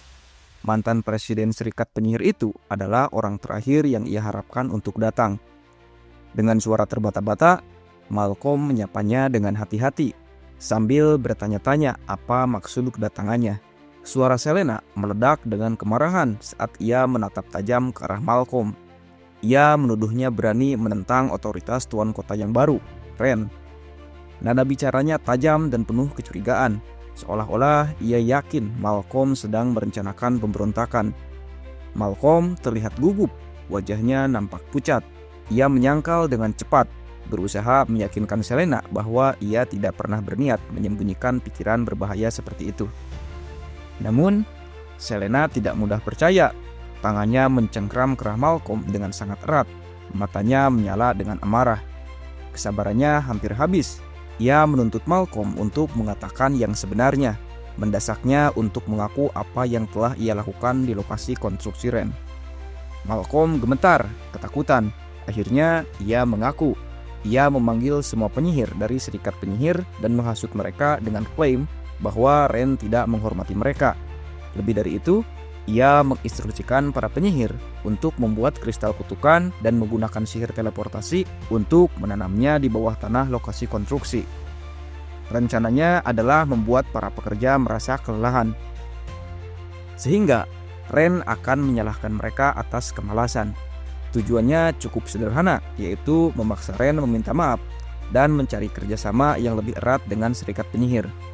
Selena mendengarkan dengan campuran kekecewaan dan frustasi. Ia menggelengkan kepala. menyebut Malcolm bodoh karena telah dimanipulasi. Malcolm yang masih bingung bertanya siapa yang telah memanipulasinya. Namun, Selena mengabaikan pertanyaannya. Ia memerintahkan Malcolm untuk segera memanggil kembali semua penyihir yang terlibat dalam sabotase itu. Malcolm mengangguk patuh dan buru-buru pergi menjalankan perintah. Setelah Malcolm pergi, Selena mengeluarkan sebuah talisman untuk menghubungi Ren. Ia memberitahu Ren bahwa masalah dengan serikat penyihir telah selesai. Ren mengungkapkan rasa terima kasihnya, tetapi Selena penasaran. Ia menawarkan bantuan untuk menangani Eldrick, bahkan menyarankan agar Eldrick menghilang. Namun, Ren dengan cepat menolak. Ia menjelaskan bahwa Eldrick bukan ancaman serius dan masih dibutuhkan untuk memancing ancaman yang lebih besar. Selena mengangguk menerima keputusan Ren. Namun, nada bicaranya berubah menjadi penuh semangat saat ia menanyakan tentang penemuan baru yang Ren sebutkan sebelumnya. Ia mendesak Ren untuk memberikan detail lebih lanjut dan memastikan bahwa ia akan dihubungi begitu proyek itu selesai. Ren meyakinkan bahwa ia akan terus memberikan informasi, tapi menekankan bahwa serikat penyihir harus fokus menyelesaikan pengisian daya baterai terlebih dahulu. Sementara itu, di kediaman Tuan Kota, Eldrick bertemu dengan seorang pria bertopeng. Wajahnya dipenuhi kecemasan saat ia melaporkan bahwa Ren telah mengambil alih serikat penyihir. Ia meminta bimbingan, tetapi pria misterius itu tetap tenang. Ia menganggap serikat penyihir tidak lagi menjadi ancaman serius, kecuali Selena. Pria itu mengalihkan perhatian Eldrick ke proyek bendungan Ren, memperingatkan bahwa jika proyek itu berhasil, itu akan membangkitkan semangat rakyat, sesuatu yang tidak boleh mereka biarkan. Eldrick meyakinkannya bahwa ia telah memasang perangkap untuk Ren dan mengungkapkan rencananya untuk menekan para bangsawan yang bertanggung jawab atas persediaan makanan. Ia berencana menaikkan harga yang akan merusak upaya Ren.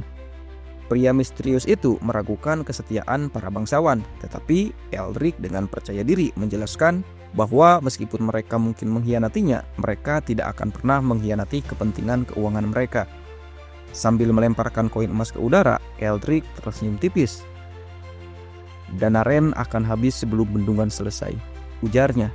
Ketika koin itu mendarat di atas meja, pria bertopeng itu menghilang tanpa jejak. Di tempat lain, di pasar yang cukup ramai, Lilian sibuk membeli persediaan untuk lokasi konstruksi. Tiba-tiba, seorang pemilik toko kasar mengusirnya. Suaranya merendahkan. "Pergi jika kau tak mampu membeli," hardiknya. Lilian frustasi, harga barang-barang melonjak tak terkendali. Sehari sebelumnya, 2 karung gandum hanya membutuhkan 1 koin emas. Kini, 1 karung saja dihargai 2 koin emas. Pemilik toko itu tersenyum sinis, menyombongkan bahwa ia bisa menetapkan harga sesuka hatinya. Ia bahkan mengangkat tangan seolah-olah hendak memukul Lilian. Keributan itu menarik perhatian orang-orang di sekitar. Banyak yang marah melihat perlakuan kasar itu. Lilian, yang bertekad menyelesaikan tugasnya untuk Ren, menuduh para pedagang mengambil keuntungan besar-besaran. Ia memperingatkan mereka bahwa Ren tidak akan tinggal diam. Namun, pemilik toko itu hanya mencibir, berkata bahwa bisnisnya jujur, dan dengan penuh angkuh menegaskan bahwa Ren bahkan tidak punya alasan untuk ikut campur. Kesombongannya semakin memicu amarah orang-orang yang menyaksikan. Lilian menggigit bibir, berusaha menahan amarah. Ia tahu pertarungan ini belum berakhir. Di gereja, Eri diliputi kemarahan melihat harga-harga yang melambung tinggi. Dalam 3 hari terakhir, harga makanan telah naik 3 kali lipat, meninggalkannya dengan persediaan biji-bijian yang tidak mencukupi untuk menopang rakyatnya selama musim dingin yang akan datang. Dengan tekad bulat, ia menyerahkan sekantong koin kepada asistennya, Eleria, memerintahkannya untuk membeli persediaan sebanyak mungkin. Eri berjanji akan mencari cara untuk menutupi kekurangan yang ada. Eleria ragu-ragu, terkejut dengan jumlah uang yang begitu besar, dan mencoba mengingatkan Eri bahwa menyuap penjaga biasanya membutuhkan biaya yang lebih kecil. Namun, Eri dengan tegas mendesaknya untuk mengikuti perintah tanpa bertanya lebih lanjut. Sebelum Eleria sempat bergerak, tiba-tiba Leia muncul, menyambar kantong koin itu dengan gesit dan menyerahkannya kepada Ren, yang berdiri tenang namun penuh tekad. Ren kemudian mengajukan sebuah proposal kerjasama kepada Eri. Ia menyarankan agar mereka bergabung untuk mengendalikan pasokan makanan dan menetapkan harga yang adil bagi rakyat. Dengan menyatukan sumber daya dan pengaruh mereka, Ren yakin mereka dapat menstabilkan pasar dan melindungi masyarakat dari eksploitasi para pedagang. Eri yang awalnya curiga mempertanyakan niat sebenarnya di balik tawaran itu. Namun, Ren hanya tersenyum, mencoba menenangkannya dan menyarankan agar Eri tidak terlalu tegang. Dengan santai, Ren menyebutkan bahwa ia tahu Eri sebenarnya adalah seorang elf. Eri meski terkejut, berusaha menjaga ketenangannya dan menyangkal klaim tersebut, bersikeras bahwa elf tidak mungkin tinggal di kota manusia. Ren tanpa terpengaruh melemparkan kembali kantong koin itu kepada Eri dan meyakinkannya bahwa ia tidak berniat jahat. Eri pun mengalihkan pembicaraannya kembali ke rencana kerjasama yang diajukan Ren. Ren menunjuk ke arah karung-karung makanan di gerobak dekat mereka dan menjelaskan bahwa ia ingin bekerja sama untuk mengatasi masalah pasokan makanan di kota. Eri, meskipun menghargai tekad Ren, meragukan kemampuannya untuk mengatasi masalah yang sudah begitu mengakar. Ia menjelaskan dengan rinci bahwa pasokan makanan di pulau itu dikendalikan oleh 4 keluarga besar yang telah berkuasa selama lebih dari 1 abad. Harga diatur dengan ketat oleh mereka dan pengaruh mereka hampir tak tergoyahkan. Eri mengingatkan Ren bahwa meskipun ia telah menggunakan taktik keras dalam perjamuan terakhir untuk mengintimidasi beberapa keluarga itu, mereka adalah orang-orang yang licik yang pasti akan menemukan cara untuk membalas. Ren yang penasaran dengan pengetahuan Eri yang mendalam bertanya bagaimana ia bisa begitu memahami seluk-beluk kota. Eri mengakui bahwa ia telah tinggal di pulau itu selama lebih dari 120 tahun dan memahami kompleksitasnya dengan baik. Ia menambahkan bahwa jika Ren telah melenyapkan keluarga Elwin dalam perjamuan itu, mungkin ada peluang untuk rekonsiliasi, tetapi sekarang sudah terlambat. Eri juga mengingatkan Ren bahwa perang dan bencana alam telah membuat makanan semakin langka, dan jika harga tetap tinggi, sukunya akan kesulitan bertahan di musim dingin. Ren memotong pembicaraan dengan tegas, berjanji bahwa dalam 2 minggu ke depan, harga makanan di pulau itu akan turun drastis, bahkan lebih rendah dari sebelum kenaikan harga baru-baru ini. Sementara itu, di kediaman Agus, kepala keluarga Klein, sebuah pertemuan perayaan sedang berlangsung. Agus mengungkapkan rasa terima kasihnya kepada Eldrick atas dukungannya yang telah membawa keuntungan besar bagi mereka semua.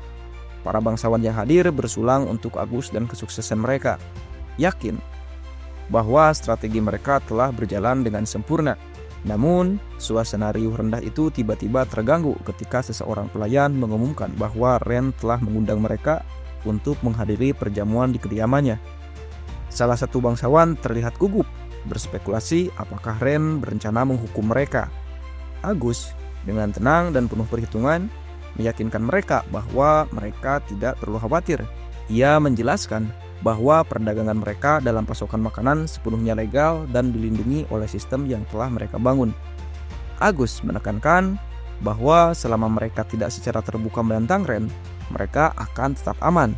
Ia juga mengingatkan mereka bahwa kekuatan kolektif keempat keluarga mereka sangat tangguh, dan bahkan raja pun tidak memiliki otoritas untuk mencampuri harga makanan. Dengan keyakinan itu, para bangsawan pun merasa tenang. Agus menyarankan bahwa jika Ren mencoba menekan mereka, mereka bisa menurunkan harga sedikit, mungkin hanya 5 koin tembaga, sebagai gerakan simbolis.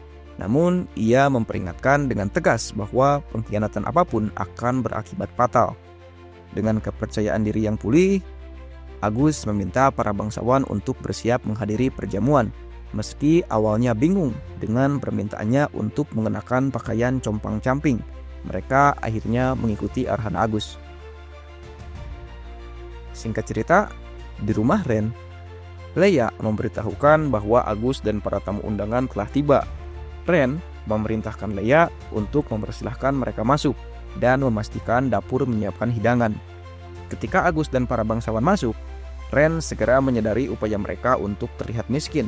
Pakaian mewah mereka diganti dengan pakaian lusuh, sebuah upaya yang menurut Ren terlihat terlalu dipaksakan. Meski geli, Ren tetap menjaga ketenangannya dan menyambut mereka dengan pura-pura terkejut.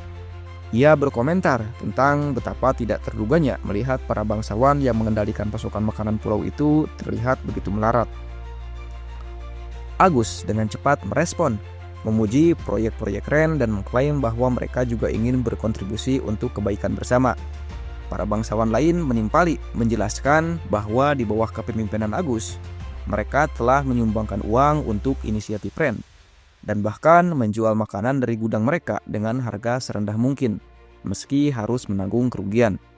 Leia yang diam-diam mengamati merasa jijik dengan kebohongan terang-terangan mereka. Namun Ren bermain bersama, berterima kasih atas pengertian mereka dan mengaku tersentuh oleh dukungan mereka.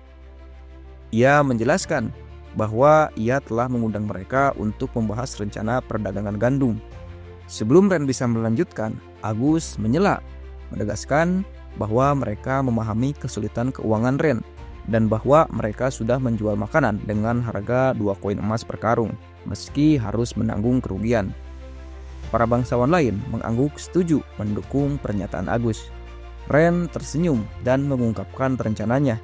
Ia menyarankan agar harga makanan di pulau itu dinaikkan menjadi 4 koin emas per karung mulai keesokan harinya. Para bangsawan terkejut, tidak yakin apakah mereka mendengar dengan benar. Ren dengan tenang mengingatkan mereka bahwa ia akan mengambil komisi 30% dari keuntungan itu. Mendengar ini, wajah para bangsawan berubah dari bingung menjadi senang. Mereka yang awalnya menganggap Ren sebagai pemuda naif, kini melihatnya sebagai pengusaha cerdas yang memahami permainan mereka. Mereka menyesal tidak menyadari kecerdasannya lebih awal. Yakin bahwa kerjasama ini akan membawa keuntungan besar.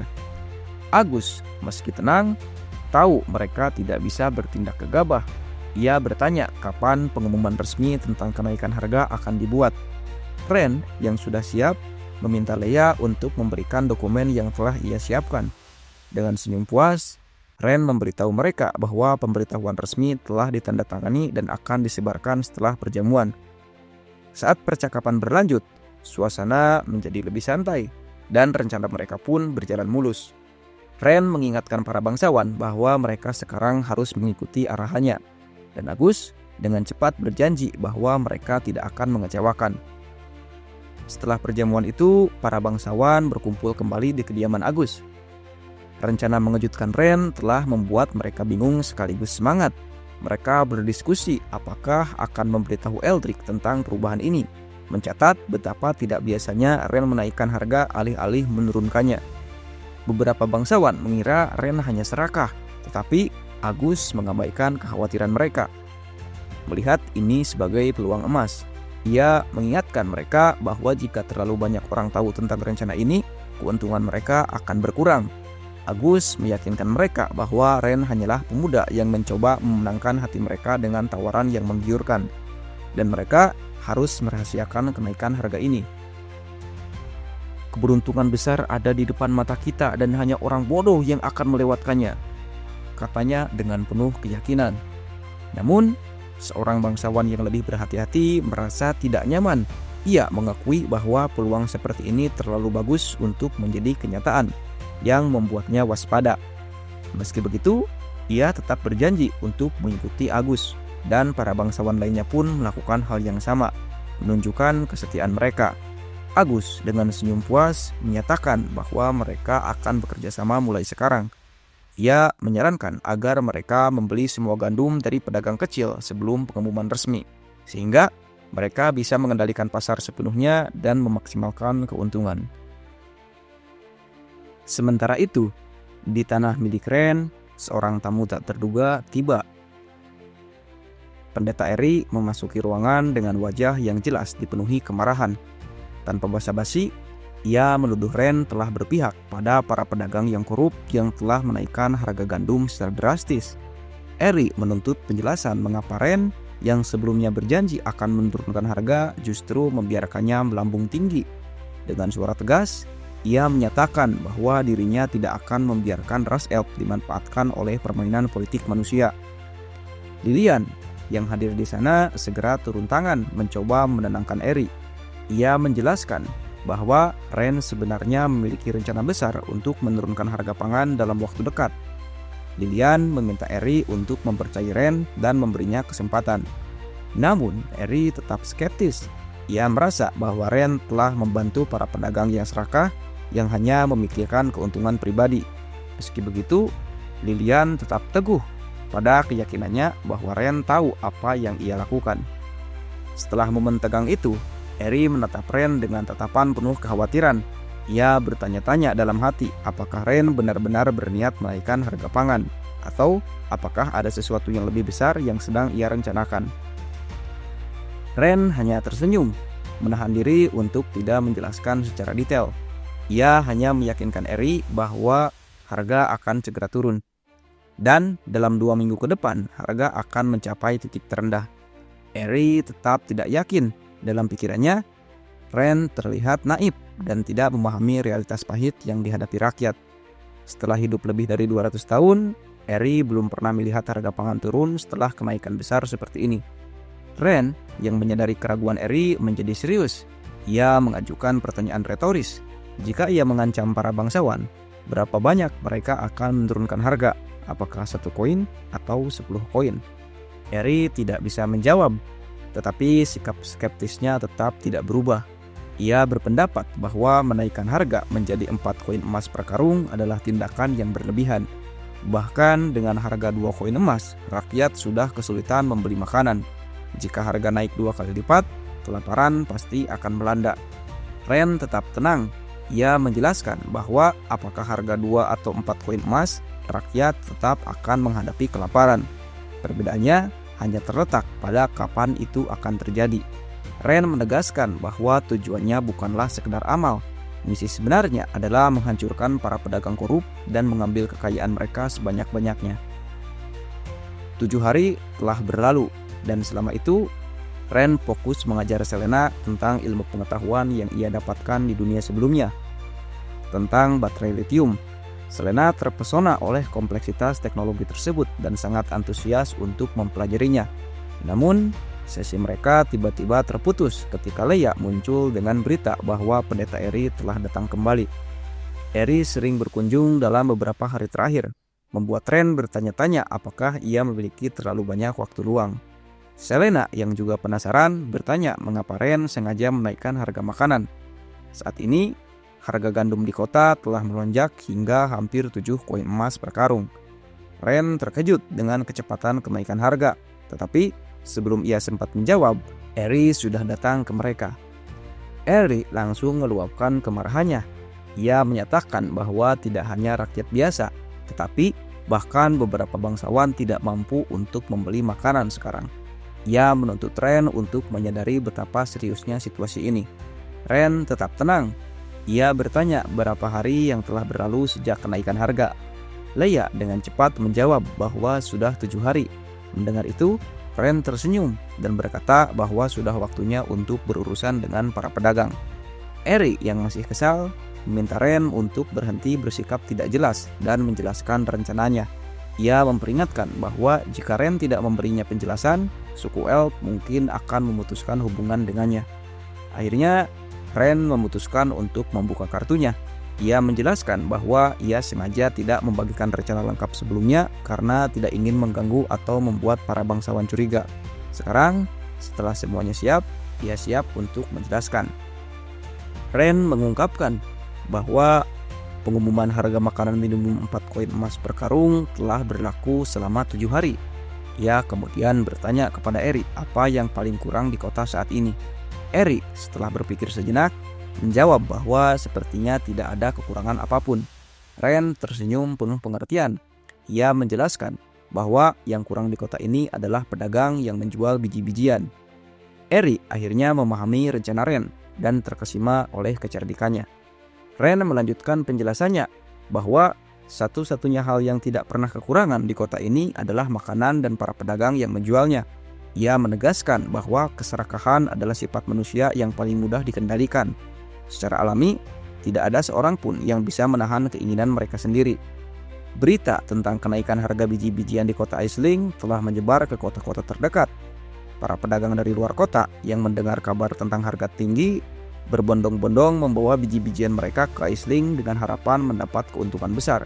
Mereka tidak menyadari bahwa mereka sedang terjebak dalam permainan Ren.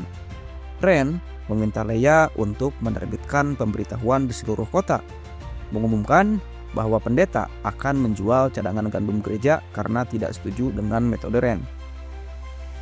Dengan senyum licik, Ren memutuskan untuk menjual gandum itu dengan harga 1 koin emas per karung. Leia mengangguk, sementara Eri menunjukkan ketidakyakinannya. Ia bertanya-tanya mengapa Ren memberinya reputasi yang begitu baik. Dengan tenang, Ren menjawab bahwa jika ia tidak memiliki gandum, bagaimana mungkin ia bisa menjualnya. Eri menjadi gugup karena ia juga tidak memiliki banyak gandum. Ia menyadari bahwa Ren telah merencanakan untuk memaksanya menjual semua gandum yang dibutuhkan rakyatnya untuk bertahan hidup di musim dingin. Tanpa ragu, Eri menolak. Selena yang diam-diam mengamati tersenyum. Ia berpikir bahwa Eri terlalu naif.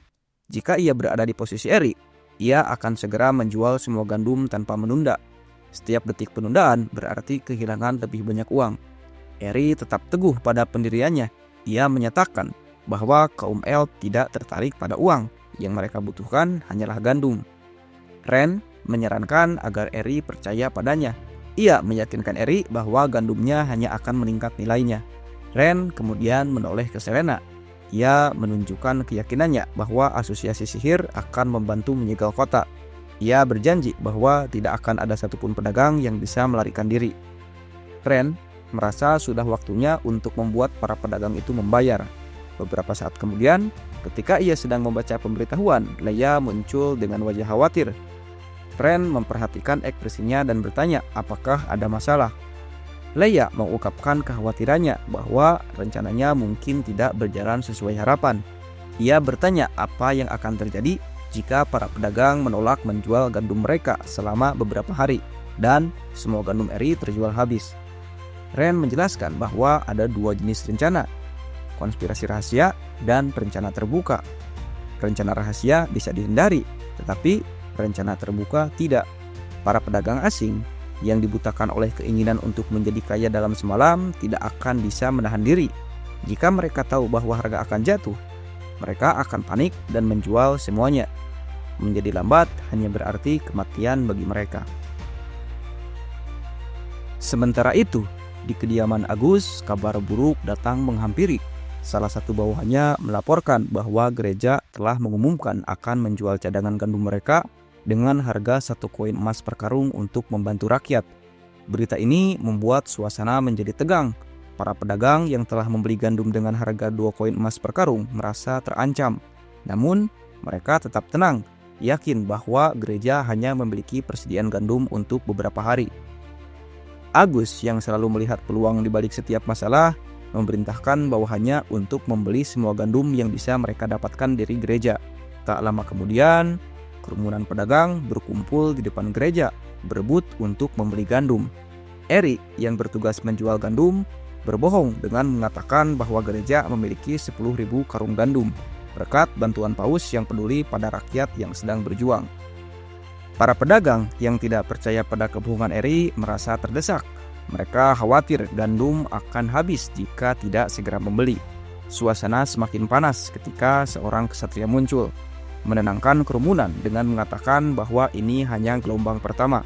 Mulai besok, lebih banyak gandum akan tiba di kota. Eri yang terlihat bahagia di luar sebenarnya marah dalam hati. Ia merasa Ren telah menawar beban tanggung jawab untuknya tanpa memberitahukan rencana sepenuhnya.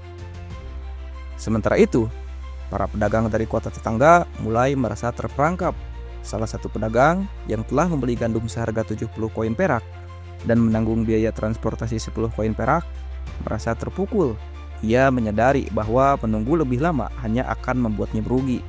Dengan cepat, ia menawarkan gandumnya seharga 95 koin perak per karung.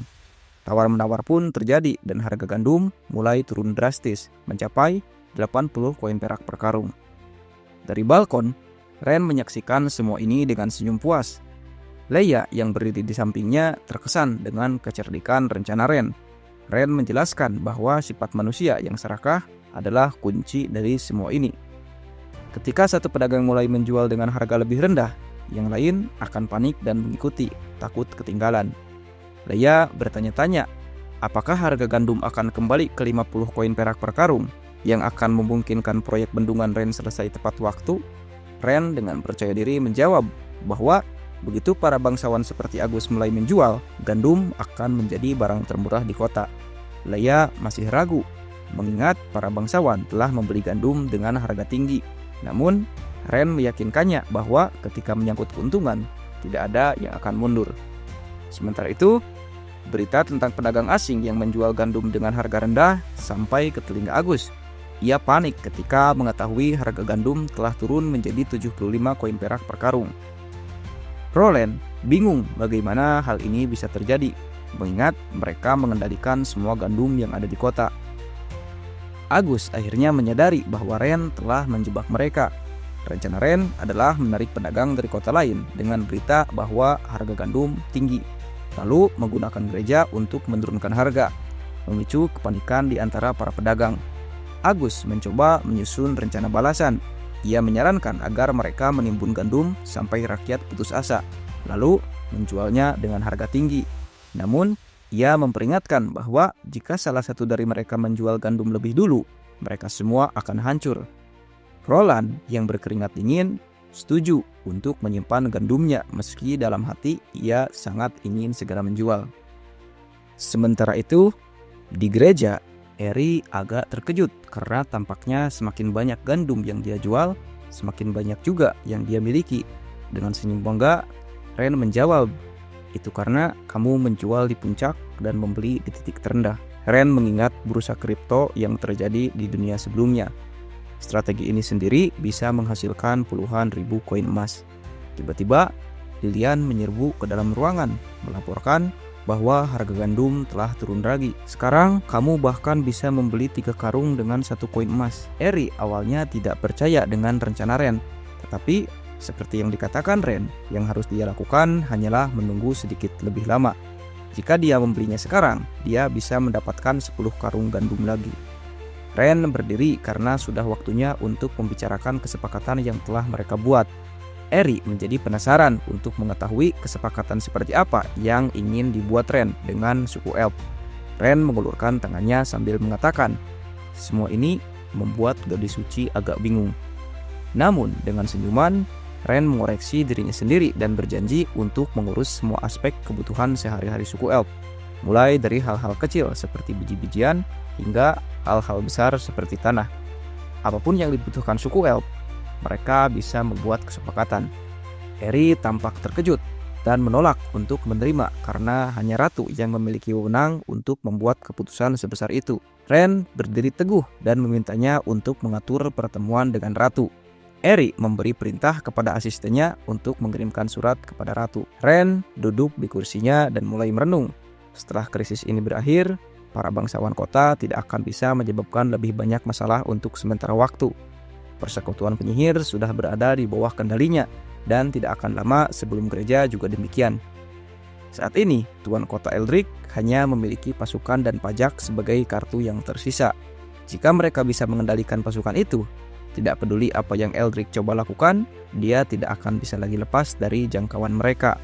Namun, untuk menjalankan rencana ini, Ren perlu menemukan cara untuk menyusup ke dalam pasukan.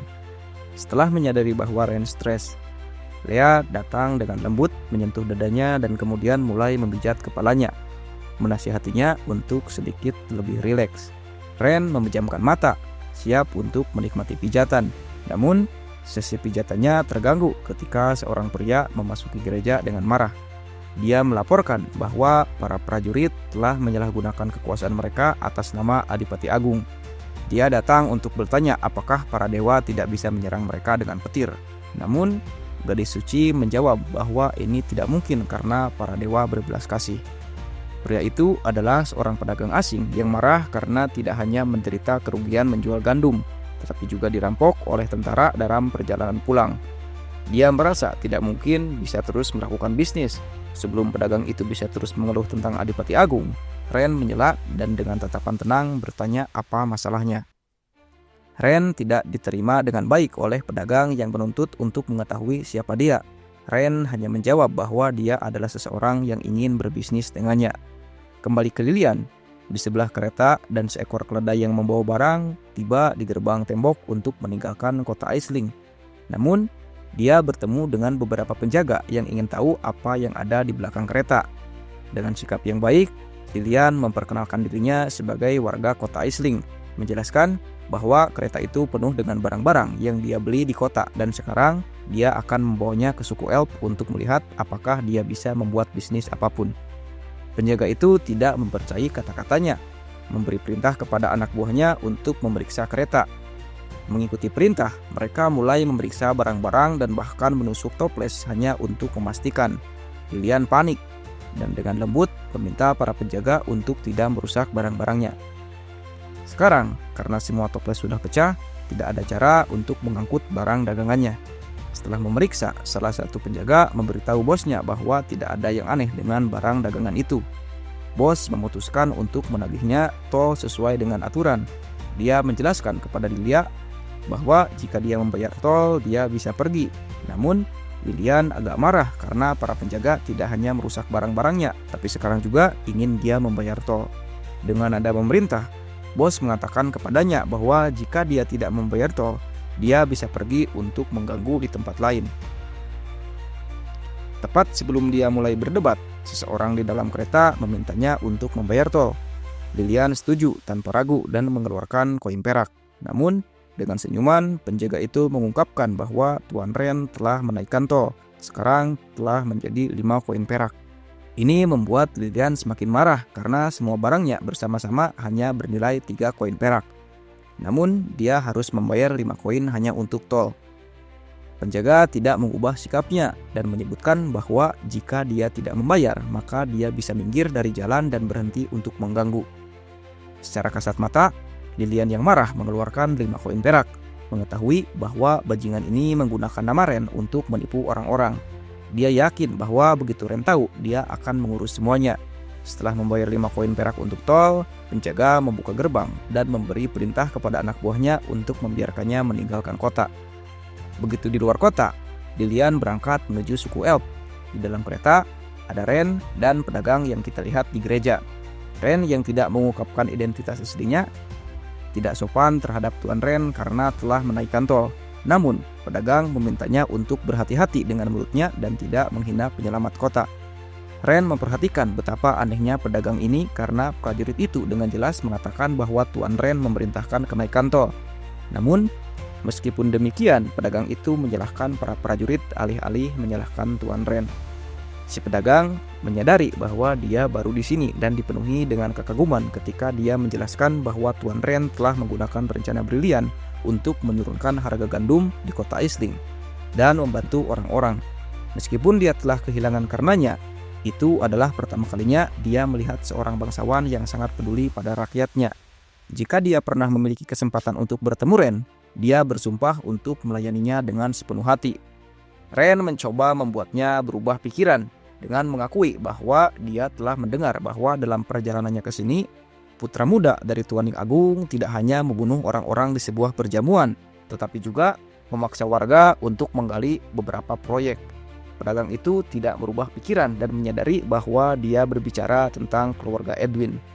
Menurutnya, mereka pantas mendapatkannya, karena ketika Ren bertanya apakah dia mengenal mereka, pedagang itu mengira Ren benar-benar orang asing karena setiap orang yang berbisnis di kota itu pasti tahu keluarga Edwin. Dia mengungkapkan bahwa kebanyakan orang berpikir bahwa keluarga Edwin membuat keberuntungan mereka dengan kasino, tetapi itu tidak benar. Dengan ekspresi penasaran, Ren bertanya bagaimana dia bisa tahu. Pedagang yang agak gugup melihat ke samping sebelum menjawab bahwa bisnis sebenarnya dari keluarga Edwin adalah perdagangan manusia. Berita ini meninggalkan Ren terkejut. Dia agak kesal karena dia tidak memiliki cukup banyak orang. Keluarga Edwin sedang mengacaukan tenaga kerjanya. Mereka perlu menemukan cara untuk mengendalikan penjaga perbatasan terlebih dahulu, karena jika terjadi kekacauan internal, akan sulit untuk mencegah negara lain mengambil keuntungan. Pikirannya diganggu oleh Lilian karena mereka harus membayar tol lagi. Dia turun dari kereta dan menjelaskan kepada para penjaga bahwa mereka telah membayar tol ketika meninggalkan kota Aisling. Dengan senyuman, Penjaga menjelaskan bahwa tol kota Aisling adalah untuk kota dan tol benteng perbatasan adalah untuk benteng perbatasan. Lilian memanggil penjaga singa, mengingatkan bahwa sebelumnya mereka hanya harus membayar satu tol. Penjaga menghunuskan senjata, menuntut agar dia membayar tol atau segera pergi. Dengan tubuhnya gemetar, dia menuntut untuk mengetahui berapa tolnya. Dengan senyuman puas, penjaga menjawab bahwa itu adalah 1 koin emas. Lilian meledak dengan marah karena 1 koin emas adalah sebuah perampokan. Namun, tepat sebelum dia bisa berdebat dengan penjaga, Ren sekali lagi memintanya untuk membayar tol. Lilian setuju lagi. Menyadari ada orang di dalam kereta, penjaga memerintahkan mereka untuk keluar, dan dalam sekejap, kereta dikelilingi oleh penjaga bersenjata. Ini adalah benteng perbatasan, dan semua pelancong harus diperiksa. Ren turun dari kereta bersama Lea, dan dengan ekspresi tenang memberi izin kepada penjaga untuk diperiksa. Wajah penjaga menjadi pucat saat mengenali salah satu dari mereka. Penjaga itu mengenal Tris, pedagang yang bersama Ren. Mereka tidak percaya bahwa bajingan tua itu berani datang ke sini lagi. Dengan tenang, Ren bertanya apakah Tris dan penjaga sudah saling kenal. Dengan wajah penuh ketakutan, Tris mengungkapkan bahwa orang-orang ini dulunya adalah bandit dari pegunungan terdekat. Dan kemudian penjaga bekerja sama dengan keluarga Edwin untuk mengambil alih perdagangan manusia. Keluarga Edwin membawanya ke sini untuk bekerja sebagai penjaga. Penjaga itu marah karena terakhir kali Tris meninggalkan kota, dia tidak membayar cukup biaya. Jadi karena dia dimarahi dengan keras. Dia menampar Tris dan menjelaskan bahwa jika dia tidak mengganti uang, dia tidak akan bisa pergi hari ini. Dengan tubuhnya gemetar ketakutan, Tris berdiri teguh karena dia telah memberinya jumlah uang yang tepat yang mereka minta pada saat itu. Penjaga itu mengeluarkan senjata, menjelaskan bahwa pada saat itu tidak ada kekurangan uang, tetapi itu tidak berarti tidak ada satu sekarang. Awalnya, jika bukan karena dia duduk di dalam kereta, mereka akan membiarkannya lepas dengan menagih beberapa koin emas. Namun, sekarang setelah mereka melihatnya, jika dia tidak memiliki 5 koin emas, dia tidak akan bisa pergi. Ren melangkah maju dengan alasan biaya ini sangat tinggi. Bertanya bagaimana pengumpulan pajak di kota Aisling bisa begitu rendah. Penjaga tampak bingung, bertanya dari mana Ren berasal. Namun, kemudian sesuatu menarik perhatiannya. Itu adalah Lea. Dia tidak percaya ada gadis secantik itu di kota Aisling. Tris mengeluarkan sekantong emas dan bersumpah untuk memberinya 5 koin emas sebagai imbalan untuk tidak mempersulit teman bisnisnya. Tidak membuang waktu lagi, penjaga mengambil sekantong emas dan menyerahkannya kepada rekannya. Kemudian, dia mulai mengulurkan tangannya ke arah Lea dan dengan senyuman bertanya pada gadis cantik kecil itu di mana dia tinggal. Namun, saat itu Ren meraih tangannya. Dia menjelaskan bahwa dia awalnya ingin melihat apakah dia bisa menjadi tenaga kerja gratis. Tetapi, sekarang dia tampak sama sekali tidak berguna. Ini membuat penjaga marah yang bersiap untuk menyerang Ren. Tetapi, Lea campur tangan dan menggorok tenggorokan penjaga. Dalam sekejap mata, penjaga itu kehilangan nyawanya, meninggalkan yang lain dalam keadaan kaget. Dengan sikap tenang, Ren memberi Lea perintah untuk membunuh semua orang yang melawan dan kemudian membiarkan pengawal yang mereka bawa untuk menjaga di sini. Lea mengangguk dengan kepalanya. Para penjaga yang ketakutan setengah mati mulai mundur ke dalam benteng, memohon untuk diselamatkan. Namun, Lea bergerak seperti kilat dan tepat sebelum para penjaga menyadarinya, dia muncul di belakang mereka dan dengan tatapan dingin menggorok semua tenggorokan mereka. Ren memeriksa jendela status prajurit. Dia agak bingung dan tidak percaya mereka adalah prajurit karena perbedaan jumlah yang sangat besar. Beberapa hari yang lalu, ketika Ren bertemu dengan ayahnya, dia mengungkapkan kepadanya bahwa di belakang kota Aisling terletak wilayah negara musuh. Dia meminta putranya untuk berhati-hati agar tidak menyebabkan perselisihan antara kedua negara. Ren merasa beruntung karena menemukan masalah besar ini. Jika ada perselisihan dengan kekaisaran, dia akan kalah. Para penjaga gemetar ketakutan, jatuh ke tanah. Dan Lea dengan ekspresi membunuh mulai berjalan ke arah mereka. Kemudian seseorang berteriak, bertanya siapa yang berani menimbulkan masalah di perbatasan kota Aisling. Senyum penuh harapan muncul di wajah para prajurit karena itu adalah Jenderal Kaisar. Dengan sikap tenang, Kaisar menuntut untuk mengetahui apakah mereka adalah orang-orang yang menyebabkan masalah di perbatasan. Ren terkejut melihat statistik kaisar yang memiliki loyalitas 12 poin. Orang ini tidak memiliki loyalitas, tapi sangat berbakat.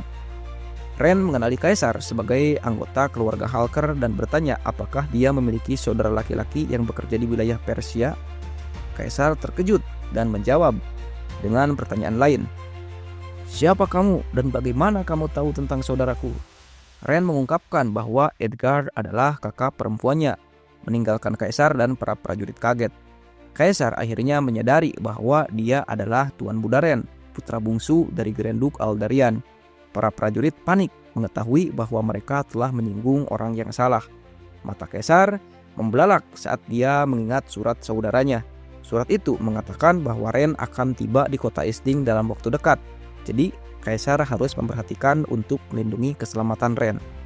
Namun, sebulan yang lalu, kaisar bertemu dengan penguasa kota yang menawarinya peti penuh emas, mengatakan bahwa kota Isling akan bergantung padanya di masa depan. Dengan senang hati, kaisar berterima kasih kepada Tuhan atas kebaikannya. Ejekan dari semua orang menghabiskan pikiran kaisar. Beberapa mengatakan bahwa Grand Duke Aldarian adalah saudara perempuannya yang bekerja di wilayah Prisia. Kaisar terkejut melihat bahwa Duke telah mengirimnya ke tempat yang tidak ramah ini karena dia tidak menganggapnya serius. Dia tahu bahwa kekuatannya pantas mendapatkan status yang lebih tinggi. Ketegangan di atmosfer tumbuh dan kaisar memutuskan untuk tidak menyia-nyiakan hidupnya di tempat seperti ini. Bertanya bagaimana Ren berani berpura-pura menjadi Master Ren. Dia memberi perintah kepada semua prajurit untuk mematuhi perintah. Siapapun yang membunuh Master Ren palsu akan diberi hadiah. Leia tampak kesal mengira bahwa kaisar berani mempertanyakan apakah dia berencana untuk memberontak. Para prajurit menyarankan kepada kaisar untuk tidak melakukannya karena ini adalah kejahatan yang dapat membawa keluarganya menuju kehancuran. Kaisar berdiri teguh dan menghunus pedangnya dengan kuat.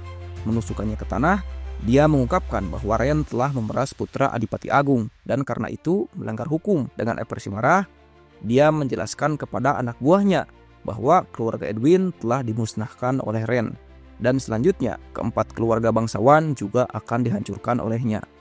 Mengangkat pedang, dia menyatakan bahwa ini adalah bagian paling berat dari kekaisaran dan mereka memiliki kekayaan yang telah mereka jarah di sini selama bertahun-tahun. Untuk lebih menggoda para prajurit, dia berkata bahwa jika mereka mengambil kepala Ren Edgar ke Kekaisaran Orpis Utara, mereka akan dapat mengklaim hadiah yang dengannya mereka dapat menjalani kehidupan sebagai bangsawan kecil. Menunjuk para prajurit dengan pedangnya, dia memberi mereka dua pilihan, hidup atau mati, membiarkan mereka memilih sendiri dan berjanji untuk tidak memaksa mereka. Wajah para prajurit dipenuhi dengan kebingungan, tidak tahu apakah harus mematuhi jenderal. Leia yang licik dengan cepat menyadari bahwa bajingan kaisar mencoba membujuk para prajurit. Para prajurit dibutakan oleh pikiran untuk menyerang Ren.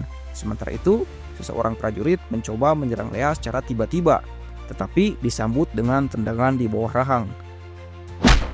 Leia mulai melakukan breakdancing yang melumpuhkan prajurit di dekatnya. Kaisar menyadari bahwa dia terlalu kuat.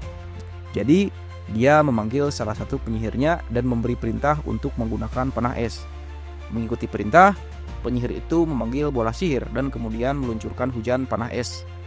Leia menangkis beberapa anak panah dengan bantuan tendangan. Tetapi matanya membelalak ketakutan ketika dia menyadari bahwa anak panah telah membukukan kakinya, membuatnya tidak bisa bergerak.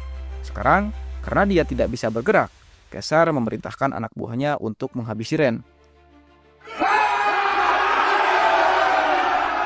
Para prajurit mulai menyerang ke arah mereka dengan maksud untuk membunuhnya. Ren mengeluarkan kabel listrik dan melemparkan palu ke udara, meminta Leia untuk menemukan cara untuk melompat ke udara. Leia meraih palu dan memecahkan es beku di kakinya. Kemudian, dia memanggil lingkaran sihir di tanah dan melompat. Ren melepaskan kabel listrik karena ini adalah saat terbaik untuk menguji kekuatan penemuan barunya. Kabel jatuh ke tanah dan arus listrik mulai mengalir melaluinya, menyetrum para prajurit.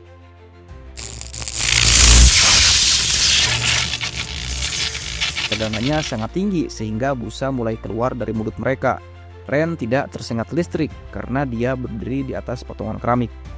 Para prajurit terkejut setelah melihat sihir guntur. Ren lebih khawatir karena tidak memiliki perekam video. Jika dia bisa merekam adegan ini sebagai video peringatan untuk keselamatan produksi di masa mendatang, itu akan mengingatkan pekerja untuk menggunakan listrik dengan aman. Kaisar marah setelah melihat para prajurit telah berhenti. Dia memerintahkan mereka untuk terus menyerang. Salah satu anak buahnya yang gemetar ketakutan mengikuti bahwa ini tidak baik karena Ren pasti telah menggunakan sihir terlarang. Dan setiap orang yang mendekatinya pasti akan mati. Namun, tepat sebelum dia menyelesaikan kalimatnya, Kaisar memenggal kepalanya, menjelaskan bahwa siapapun yang memberontak di dalam pasukan pasti akan dieksekusi. Dengan tatapan geram, dia memberi perintah kepada anak buahnya untuk segera menyerang, karena tidak mungkin satu orang pun dapat membunuh mereka semua.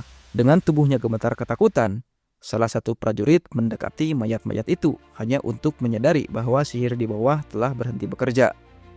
Lea agak bingung, bertanya mengapa para prajurit ini tidak pingsan oleh sihirnya. Dengan ekspresi serius, Ren menjawab bahwa alasannya adalah baterai yang dia bawa untuk menguji kekuatannya telah kehabisan energi. Lea tampak khawatir, memutuskan untuk segera mengeluarkan Ren dari tempat ini. Namun, Ren meyakinkannya bahwa Kaisar tidak akan dapat melarikan diri hari ini. Kaisar berpikir bahwa sihir Ren gagal, jadi dia memerintahkan prajuritnya untuk mengejar dan membunuhnya. Namun, saat itu petir turun dari langit tepat di hadapan Kaisar. Matanya membelalak ketakutan saat melihat Selena. Dia tidak tahu mengapa Presiden Penyihir ada di sini. Selena dikelilingi oleh Thunderbolts, menyebutkan bahwa Kaisar cukup berani. Penyihir lain dari Serikat Penyihir juga telah tiba, dan Selena bertanya apakah mereka datang tepat waktu. Ren mengangguk karena baterainya baru saja kehabisan daya. Selena menjadi semangat saat melihat Ren telah menggunakan baterai. Ingin tahu seperti apa efeknya. Dengan senyum, Ren berjanji untuk dengan tenang memberitahunya setelah menangkap Kaisar dan yang lainnya. Penasaran untuk mengetahui apa efek dari baterai itu, Selena memerintahkan semua penyihir untuk mematuhi perintah dan membantu Ren dalam menghancurkan pemberontak. Para penyihir menganggukkan kepala mereka dan kemudian menggunakan sihir petir menengah yang disebut sambaran petir yang menyebabkan hujan guntur jatuh ke atas para prajurit.